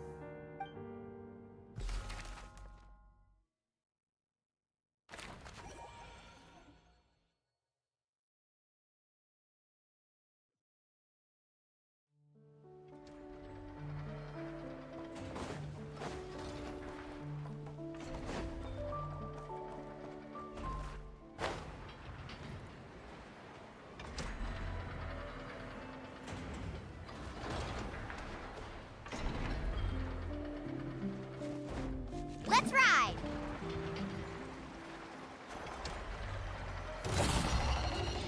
Let's shred, Sharky! Come on out, right now. Emerge. A sight to behold. Show them. Come on out, right here. Grow, grow, grow!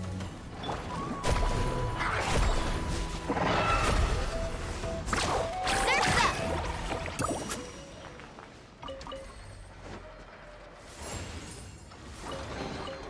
The best stuff's always at the bottom. Faster!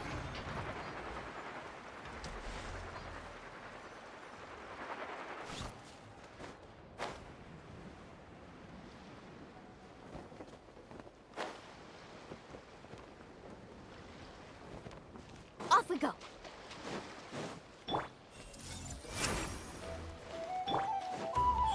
Emerge. Carving waves! Amazing! Woohoo! I see everything. Committed to memory. Go as one! I swear by my sword. Right here. Emerge. Right here. Stop! Grow, grow, grow!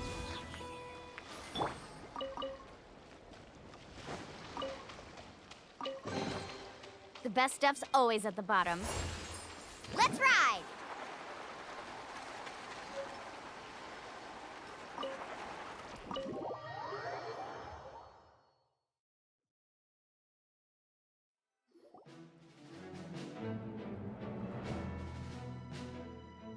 It's a relief to see you all made it back in one piece. Huh? Feels like there's quite a few people missing. Where's Flint's and the others? And what about Nefer? I returned ahead of them. Flint is helping Aino and Anefa to set up the decoys and buy some time. As for Miss Nefer... Boss is still wrapping things up on her end. She sent us back to fill you all in on the top secret intel we've been gathering. I see. Then let's get right into it. But first, who do we have here? You brought someone else in to help? Greetings. I was invited here to help as a longtime tea party companion of Columbina's. You may call me Arlecchino. Surely it can't be. Those eyes. Oh, where have I seen them before? Wait, of course. In those memories we just saw. The only Arlecchino I know is the fourth of the Fatui Harbingers. So either you share a pretty uncommon name, or you're more than just a tea party buddy. You're well informed, Grandmaster. A man from Mondstadt living all the way out here in Nod-Krai, and yet the people and affairs of Snezhnaya seem to hold a special place in your heart. Oh, the feeling's mutual. Sounds like you know all about who I am, too. A Fatui Harbinger. The atmosphere in here just got really tense. Guess we can't just start trusting Fatui Harbingers, even at a time like this. I must admit, though, I'm a little curious. Seeing as the Moon Goddess no longer belongs to the Fatui, what makes you so willing to put your neck on the line here? Nor does Nod-Krai belong to Mondstadt, Mr. Varka. Yet still, you're fighting for it all the same. Things don't always have to have a tangible payoff. Sometimes, stopping things from spiraling out of control is a higher priority than chasing the spoils of victory. Of course, I can't say there's nothing in it for me at all. But that's between Columbina and myself. Forgive me. I don't mean to doubt you. It's just that the Fatui really have been the source of many of our troubles. We have our own way of doing things here in Nod-Krai. But ever since they arrived, the Fatui have treated us with nothing but hostility. I know there's been a lot of bad blood between us in the past. I've done my utmost to avoid friction whenever I could. But sometimes fundamental conflicts of interest simply can't be settled amicably. That's why I'm here solely in a personal capacity. This has nothing to do with the Fatui. As a gesture of good faith, I'll be frank. I can help Columbina track down the iridescent moon's marrow, which will help her restore more of her power. Anyway, what else is on the agenda? Let's begin. She says she'll be frank, then completely skips over the details. Looks like she doesn't want to give away too many secrets after all. But she clearly wants to change the subject. It'd be awkward if I tried to bring it up again now. I guess we'll just have to go along with it. She's the fourth of the Fatui Harbingers after all. One look and you can tell she's not someone you'd want to mess with.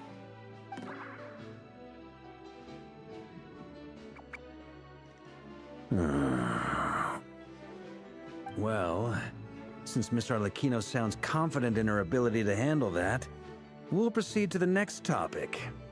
Yehoda, time to share that top-secret intel. All right, listen up, everyone. First, we now know that Rerir was originally a Conrian secret agent whose primary mission was to hunt down and assassinate the so-called Dregs of the Crimson Moon. The Dregs of the Crimson Moon? In the memories, there was a lot of talk about the Crimson Moon and Eclipse, and a whole bunch of other stuff from the time of Conria. To my knowledge, those were the names of two different Conrian dynasties.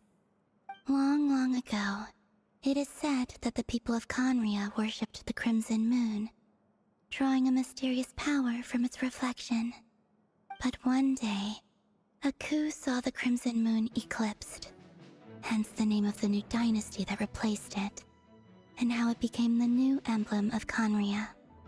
Still, long after the Crimson Moon dynasty had fallen, the last ruler of the Eclipse dynasty, the Vinster King, still coveted the secrets it left behind. So, he sent the Reihir of Solnari to secretly hunt down the Crimson Moon's few remaining followers. In those days, Rerir showed no signs of madness. In fact, he was as normal as any other person. Oh, and he had a fiancé, or at least a would-be fiancé, called Tholindis. What's the matter?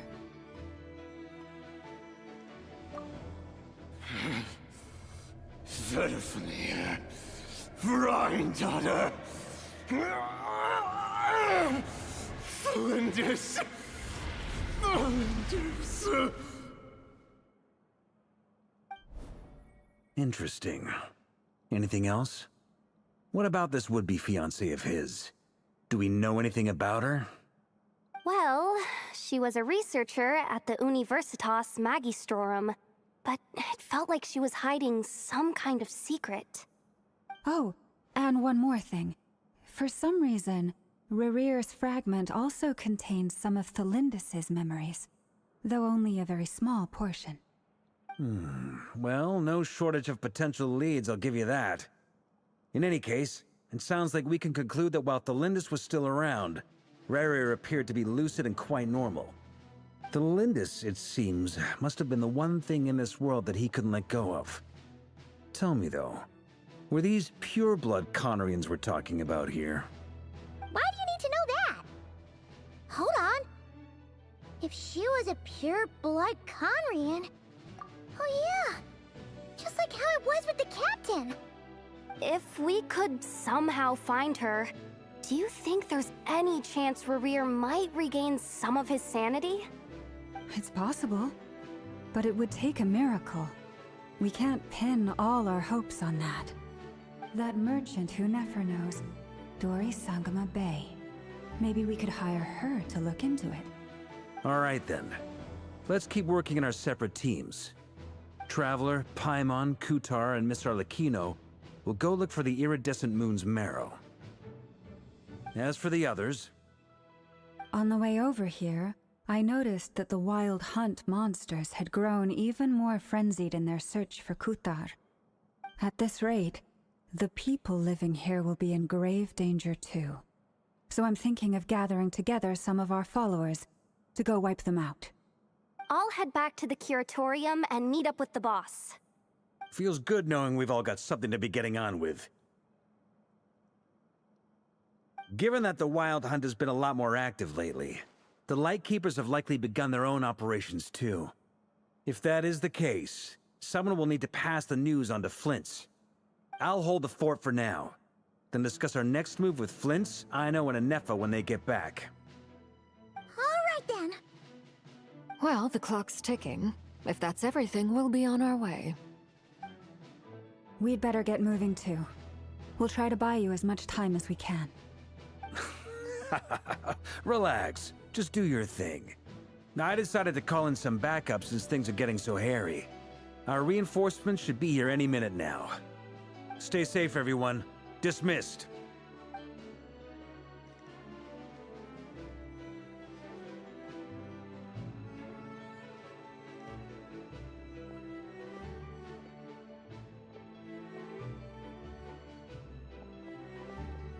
We're back. Did we get here a little early? Or a little late?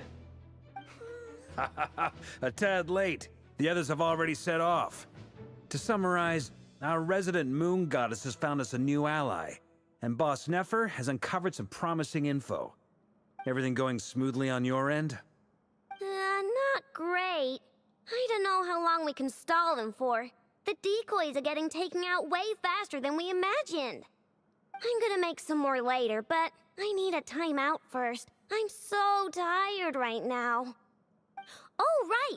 Inefa, could you fill in Uncle Varka on what we just discussed with Flint's? Sure. Uncle Varka, you previously told us about how when you went to investigate a source of the Wild Hunt in Amsvartnir, you discovered that it was just a diversion. But according to Flint's intel, several outbreaks of the Wild Hunt had already occurred in Nod-Krai in the period leading up to that. That was before Rerear had regained his body, when he was far from regaining his full strength. In other words, in theory at least, he still lacked the means to act in two places at once. Flint's, with everything that's been happening, the Lightkeepers across Nod-Krai are rallying to fight back against the Wild Hunt. They're gonna need your help. I know. I'm sure you're capable of coming up with something far more effective than decoys. But for now, you should stay here and get some rest. And Effa and I will head back over to Amsfartnir to see if there's anything I missed. I told you Uncle Varka would say that, didn't I? A deal's a deal. Not a word about my snack intake for the next week. Database updated. Reliability of Aino's predictions increased. What does that mean? They were betting on how you'd respond after hearing their intel. It's the obvious choice, isn't it? That's hardly worth betting on. We already decided that Anefa should go investigate the situation over at Amsfartnir on her own. You might as well stay here and keep watch. Someone needs to hang back and oversee our strategy meetings. And besides, you still haven't fully recovered from ambushing Rerir. So I've ended up with the easiest assignment. Well, I appreciate it, everyone. See you when you get back.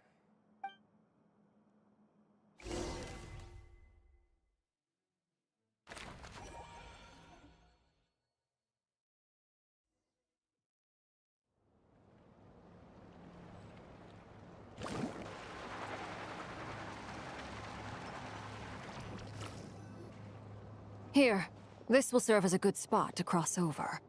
Arlecchino, hold up a second. Since you brought us all this way, would you mind telling us what you've got planned? We still haven't got the slightest idea what's going on here. And if even Columbina doesn't know where the iridescent moon's marrow is, how do you? Simple. Because I am an inheritor of the royal bloodline of the Crimson Moon, and one of the last surviving embers of the Two Worlds' flames. Huh? Are you serious? As in, you're a descendant of that Crimson Moon dynasty we were just talking about? The one from ancient Conria? Your surprise is understandable.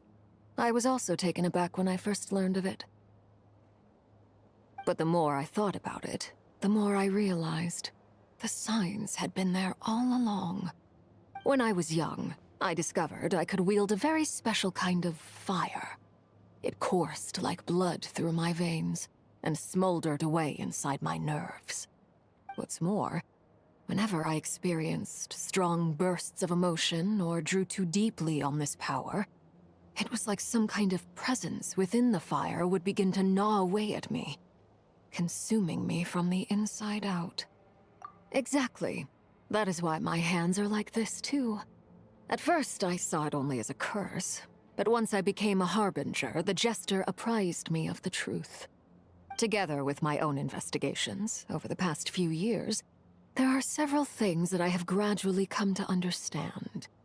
For instance, take the so-called Crimson Moon.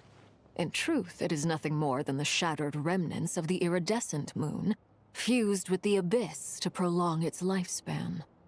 Since this blood flame was bestowed upon me by the Crimson Moon, it is a fusion of the iridescent moon's former power and the corruption of the abyss. You all understand the nature of the abyss well enough. I draw upon its power, and in return, it hungers for my soul. This strange blackness is the mark of corruption it has left behind. If I recall correctly, you once told me that if the corruption ever made it to your heart, you'd become a completely different person. Yes, and that's the reason I'm always careful not to push my power too far. It's essentially a never-ending tug of war. Whew. Sounds intense. Anyway, the rest of my story can wait. Is there anything else about the Crimson Moon or the Iridescent Moon that you're unclear about?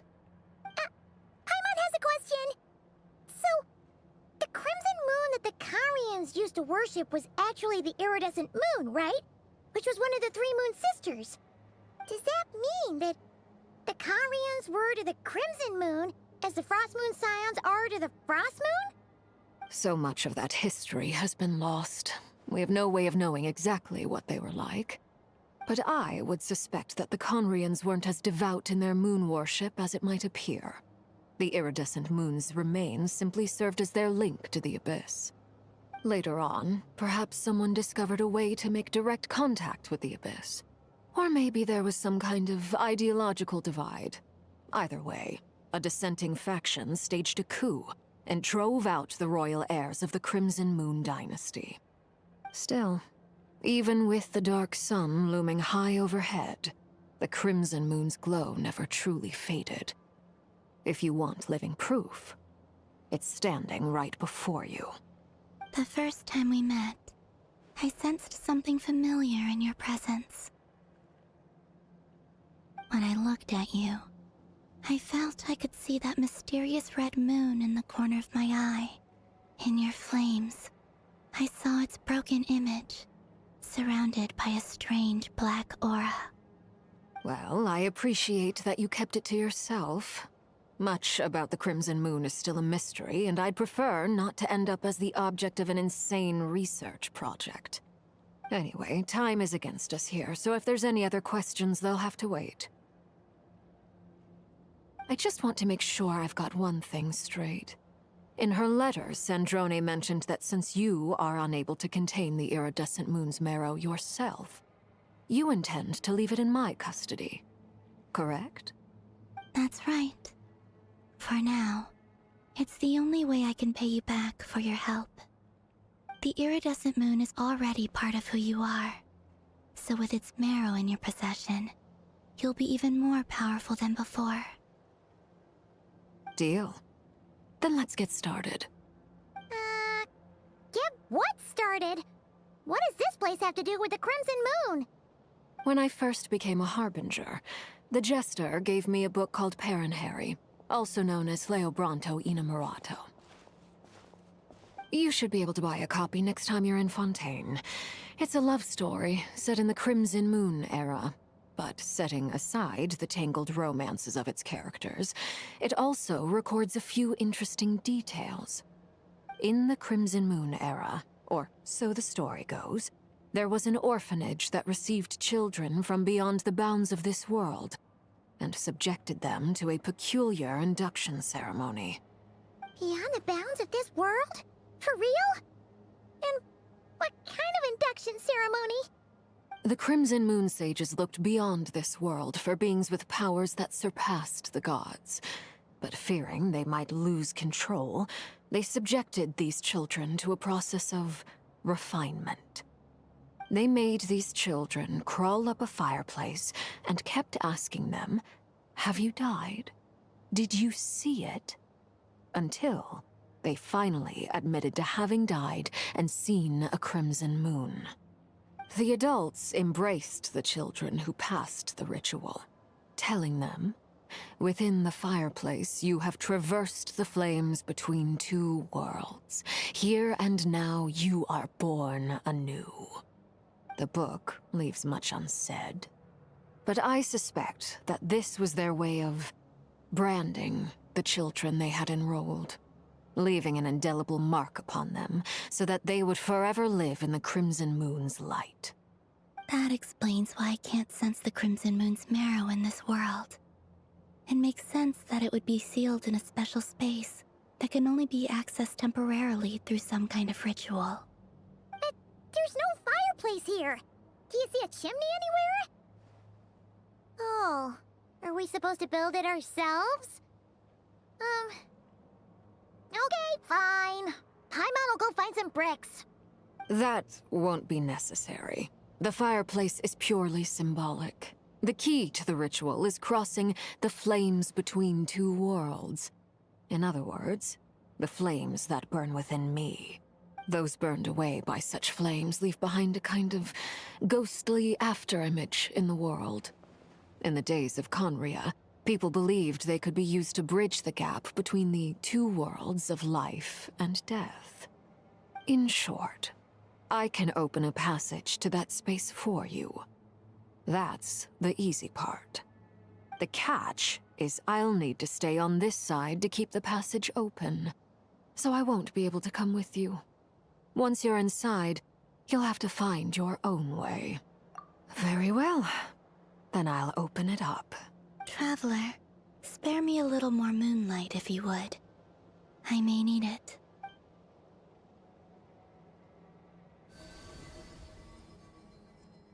Thank you. I feel like I've recovered some of my strength now. It should be enough to move us across short distances and confront whatever dangers might await.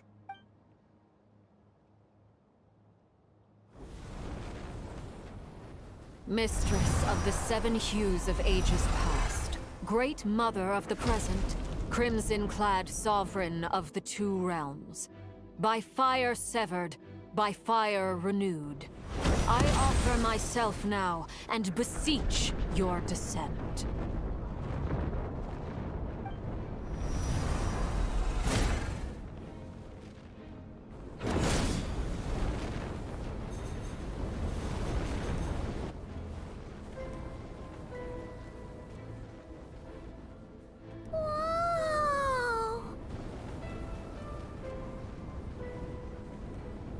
One word of advice as you're crossing over.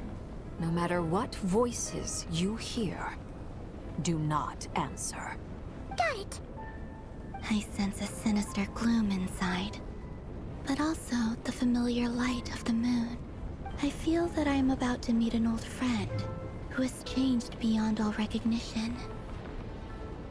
All right, let's go.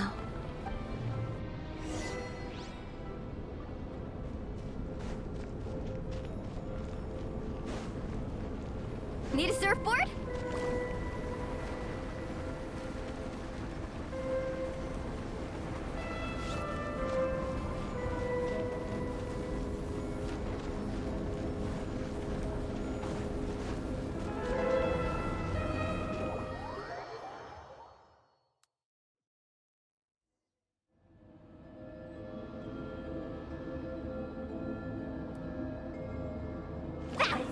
Your presence, and pray you death and rebirth.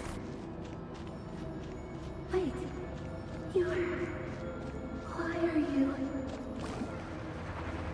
You have crossed over from another world, transcending fate itself.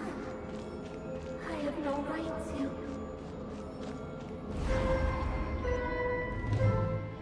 Hey! Look up at the sky! A red moon! This must be the spot, right? Is that the abyss? It's practically filled the entire place. What now? What a tragic sight. Fragments of your broken body, seized by the abyss, and hung up aloft like mummified remains. Iridescent moon. Was this truly what you wished for? Careful. There's something spooky about this place. Feels like something is lurking in the fog. Paimon's right behind you. Whatever you do, don't run off without her. Faster. By the way, Columbina, didn't you tell us that the iridescent moon had shattered into pieces? The moon up there looks pretty whole to Paimon. How is that possible?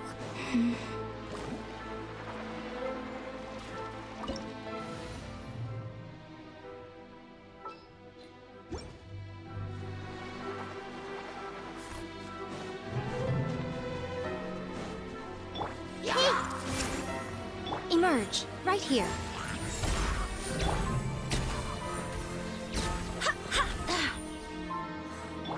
Faster!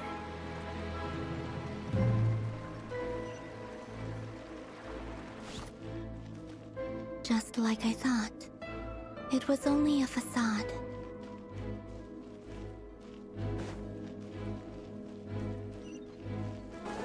Need a surfboard? Make yourselves at home. A minute to that really hurt. Surf's up! Catch an epic wave!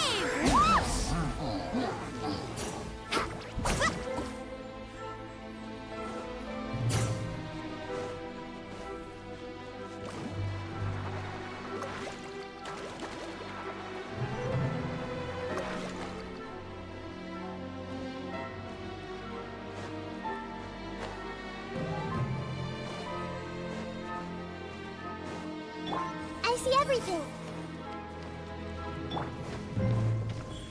right now. Emerge. Let's ride!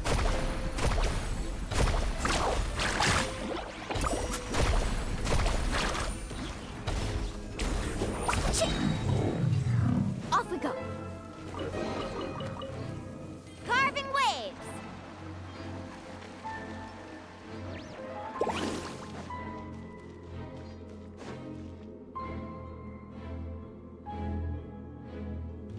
Huh? Huh? For real? That's way too high! There's no way we'll be able to reach it!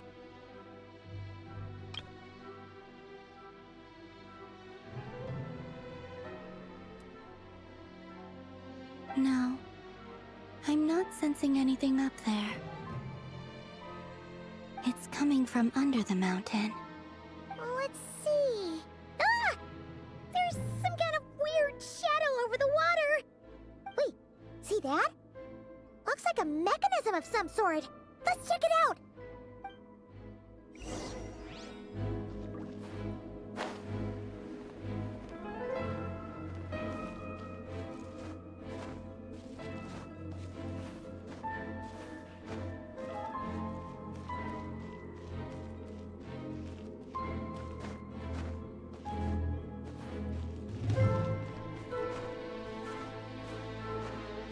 Need a surfboard?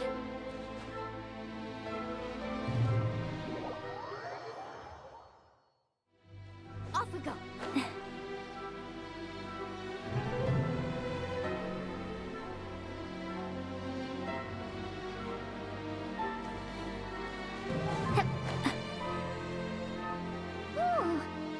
Looks like a device from the time of Kalia.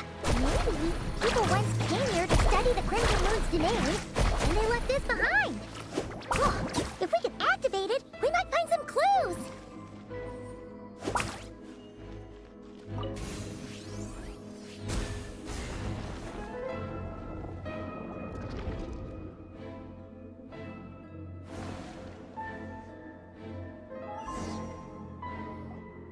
Hey, look at that!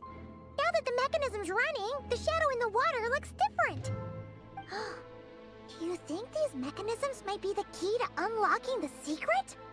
Thelindis, we'll leave the rest of the research in your hands. We'll be heading back now.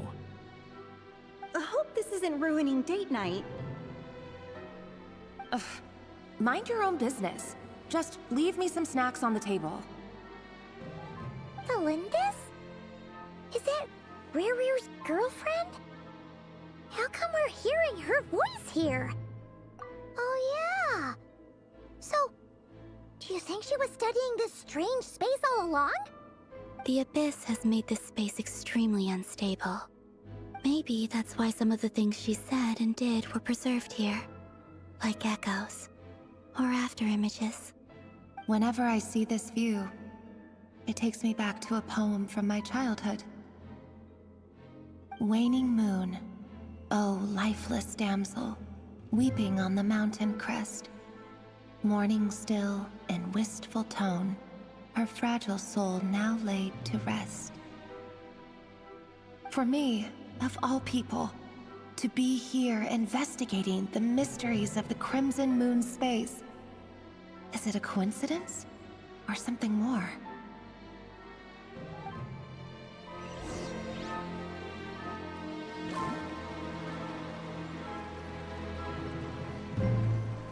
Right. This way, Turtle. Right here, right now.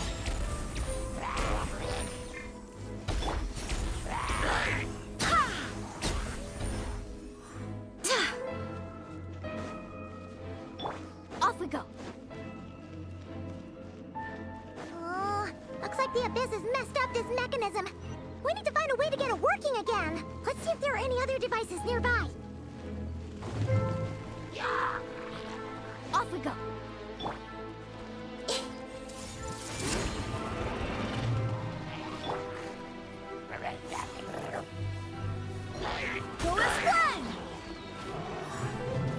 Right here, right now, right here.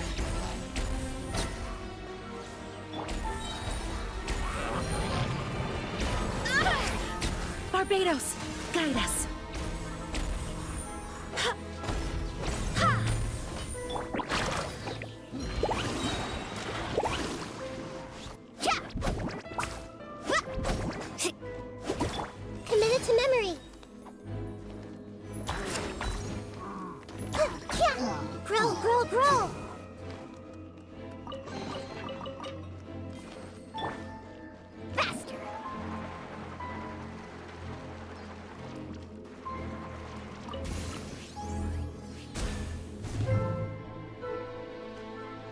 Off we go.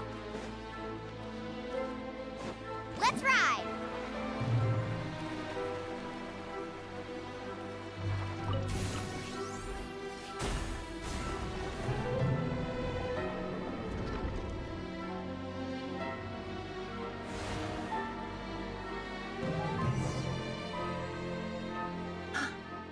I see.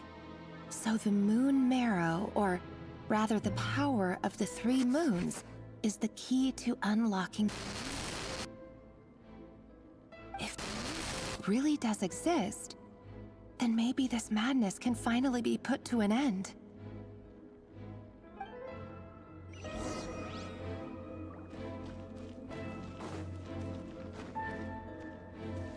Need a surfboard?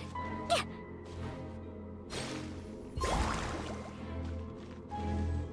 Carving waves!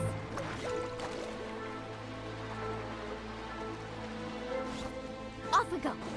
Take cover behind the rocks! Faster!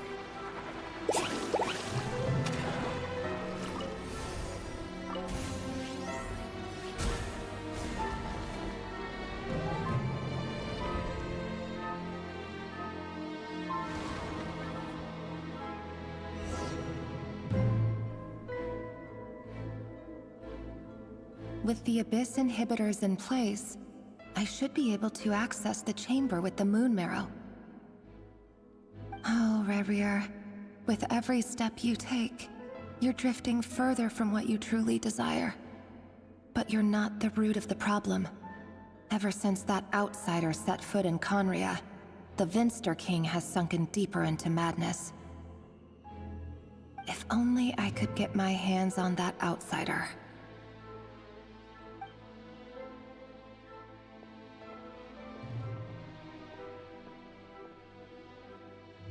Hey look! The moon's reflection is back to normal! Felindus's voice mentioned a chamber with the moon marrow. Do you think maybe it's hidden in the moon's reflection? It must be. For within it, I sense the fragile aura of a dying soul. Then there's no time to lose! Let's go!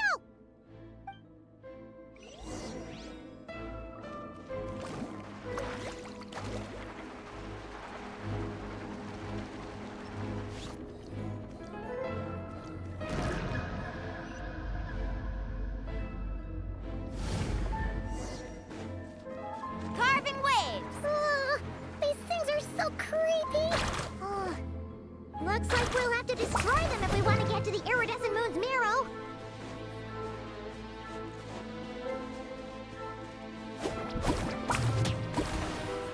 Off we go. That must be the iridescent moon's marrow! Oh, we'll need to destroy these things before we can reach it.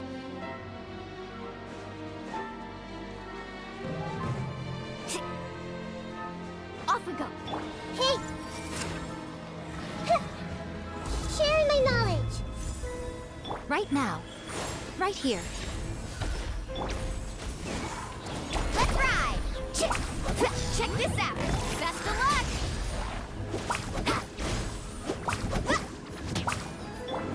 This way pretty little.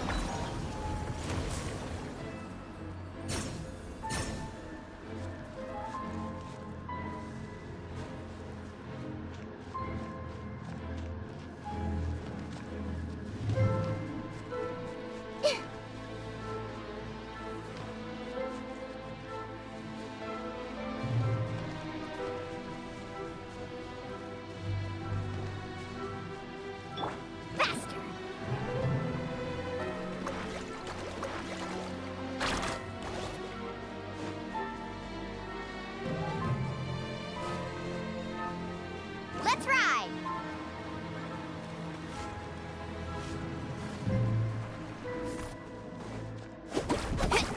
Hang in there! We're so close!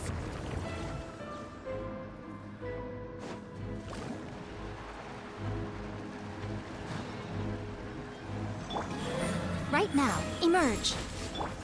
I swear by my sword!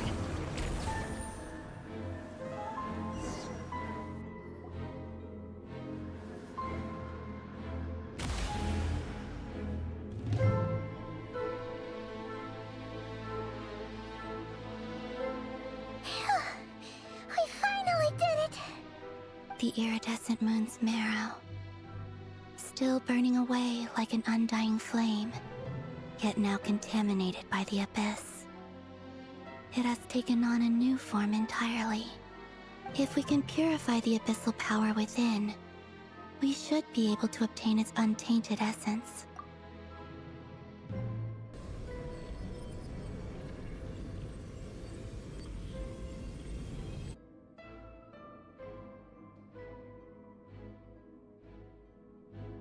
It's so cold.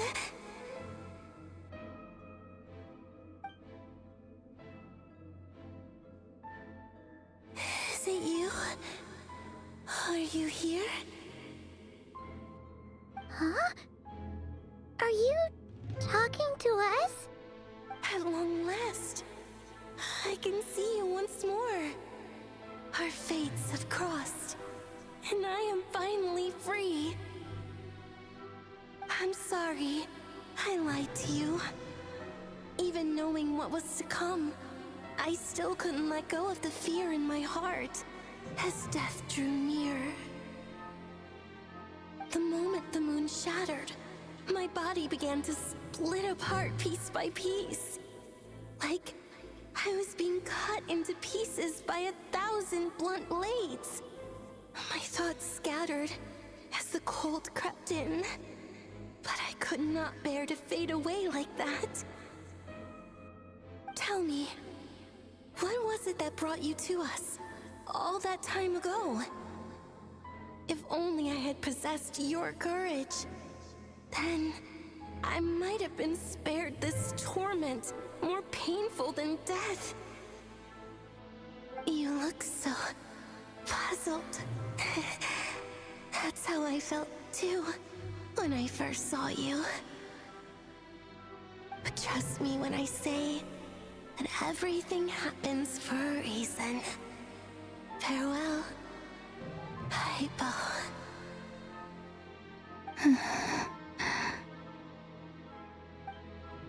What was that all about? Was that the goddess of the iridescent moon?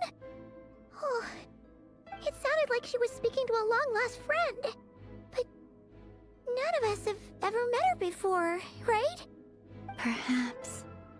She took me for the goddess of the frost moon she once knew. For a fading soul like hers, our auras must be too similar to tell apart. But anyway, we've got the iridescent moon's marrow now. That should help you regain your strength, right? Alright, time to leave this place and meet back up with Arlecchino. Let's go!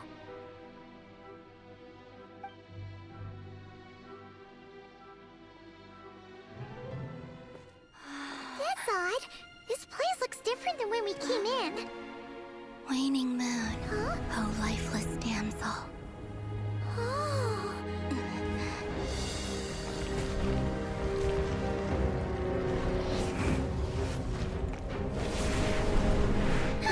Hurry! The place is collapsing!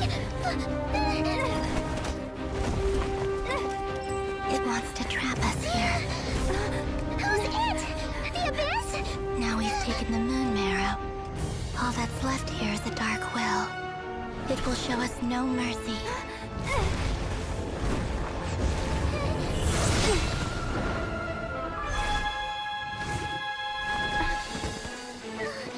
Give it back! The crimson moons! My marrow! My heart!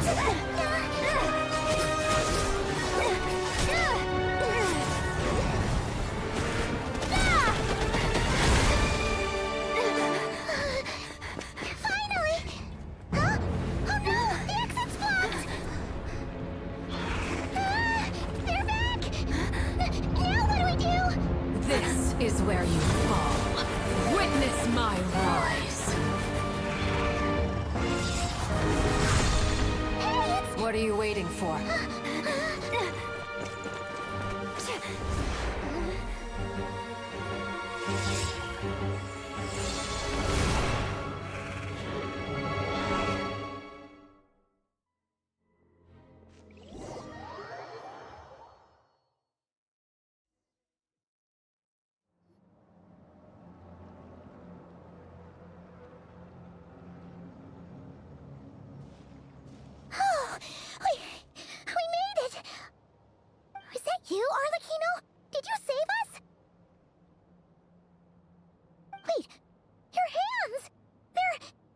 Oh, this? Don't worry. It's a small price to pay. The Abyss wanted to trap you inside, and I defied its will by bringing you out. No wonder it's a little angry. No. I have paid the price, albeit a small one, and it cannot be undone. My hands have already fused with the Abyss. Purification would simply destroy whatever's left of them. But surely... Oh, we're so sorry, Arlecchino. Paimon can't believe you'd make a sacrifice like this for us. As much as I'd like to call it a favor, the truth is I was simply holding up my end of the deal. Well, Columbina. Yes, you did your part. And as promised, I will leave the iridescent moon's marrow in your care. From this day forth, may the two worlds' flames burn ever more brightly.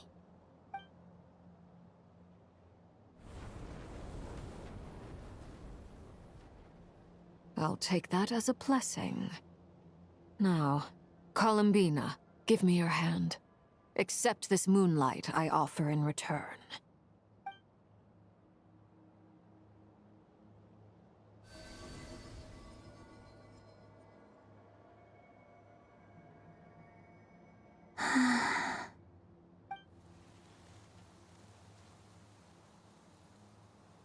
Feeling stronger? Oh, hey, Columbina! Are you okay? I'm fine. Our powers are a little at odds, that's all. By the Frost Moon's authority alone, wielding the power of the other moons was always going to be a stretch. Still, I think it's fair to say that your strength has returned. At least to the level it was at as Third Harbinger. It's still not enough. There's no way I can hope to challenge Rayrir like this. Just one more ray of moonlight, if you would. It's okay. I can take it.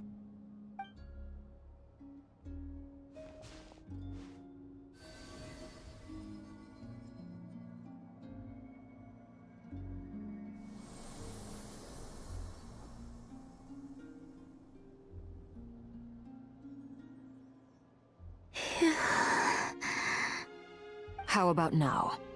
Fighting fit? At the very least, I won't have to stay hidden like before.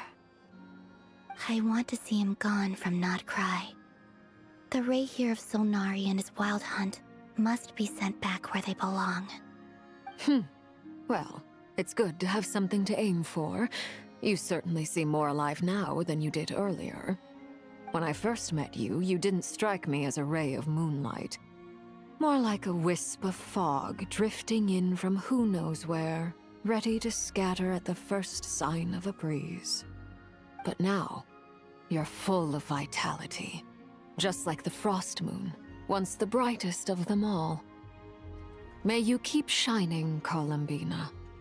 This is who you are. Thank you. Look after yourself too, Arlecchino. I know you have plans of your own, and that's why you're always seeking to grow stronger. But whatever you're after, don't let the Abyss take a hold of you. I do not wish to see you go down the same path as Rayrir. I appreciate the concern, Columbina. Although perhaps it's time you took a new name. A new name? Kutar, the Moon Maiden, Columbina, they're nothing more than code names. They describe who she is and the roles she's played, but they're not her real name.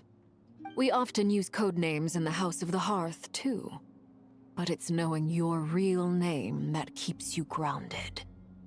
Up till now, you've been living a wandering life, so you've probably never really cared. All I'll say is this. Once you've defeated Rayrir, give it some thought. All right, that's it from me. I'll get you back safely first, then go meet up with Sandrone. You're the best! I appreciate the gesture, It speaks to your good character. Anyway, let's get going. There are more urgent things to do right now than trade compliments.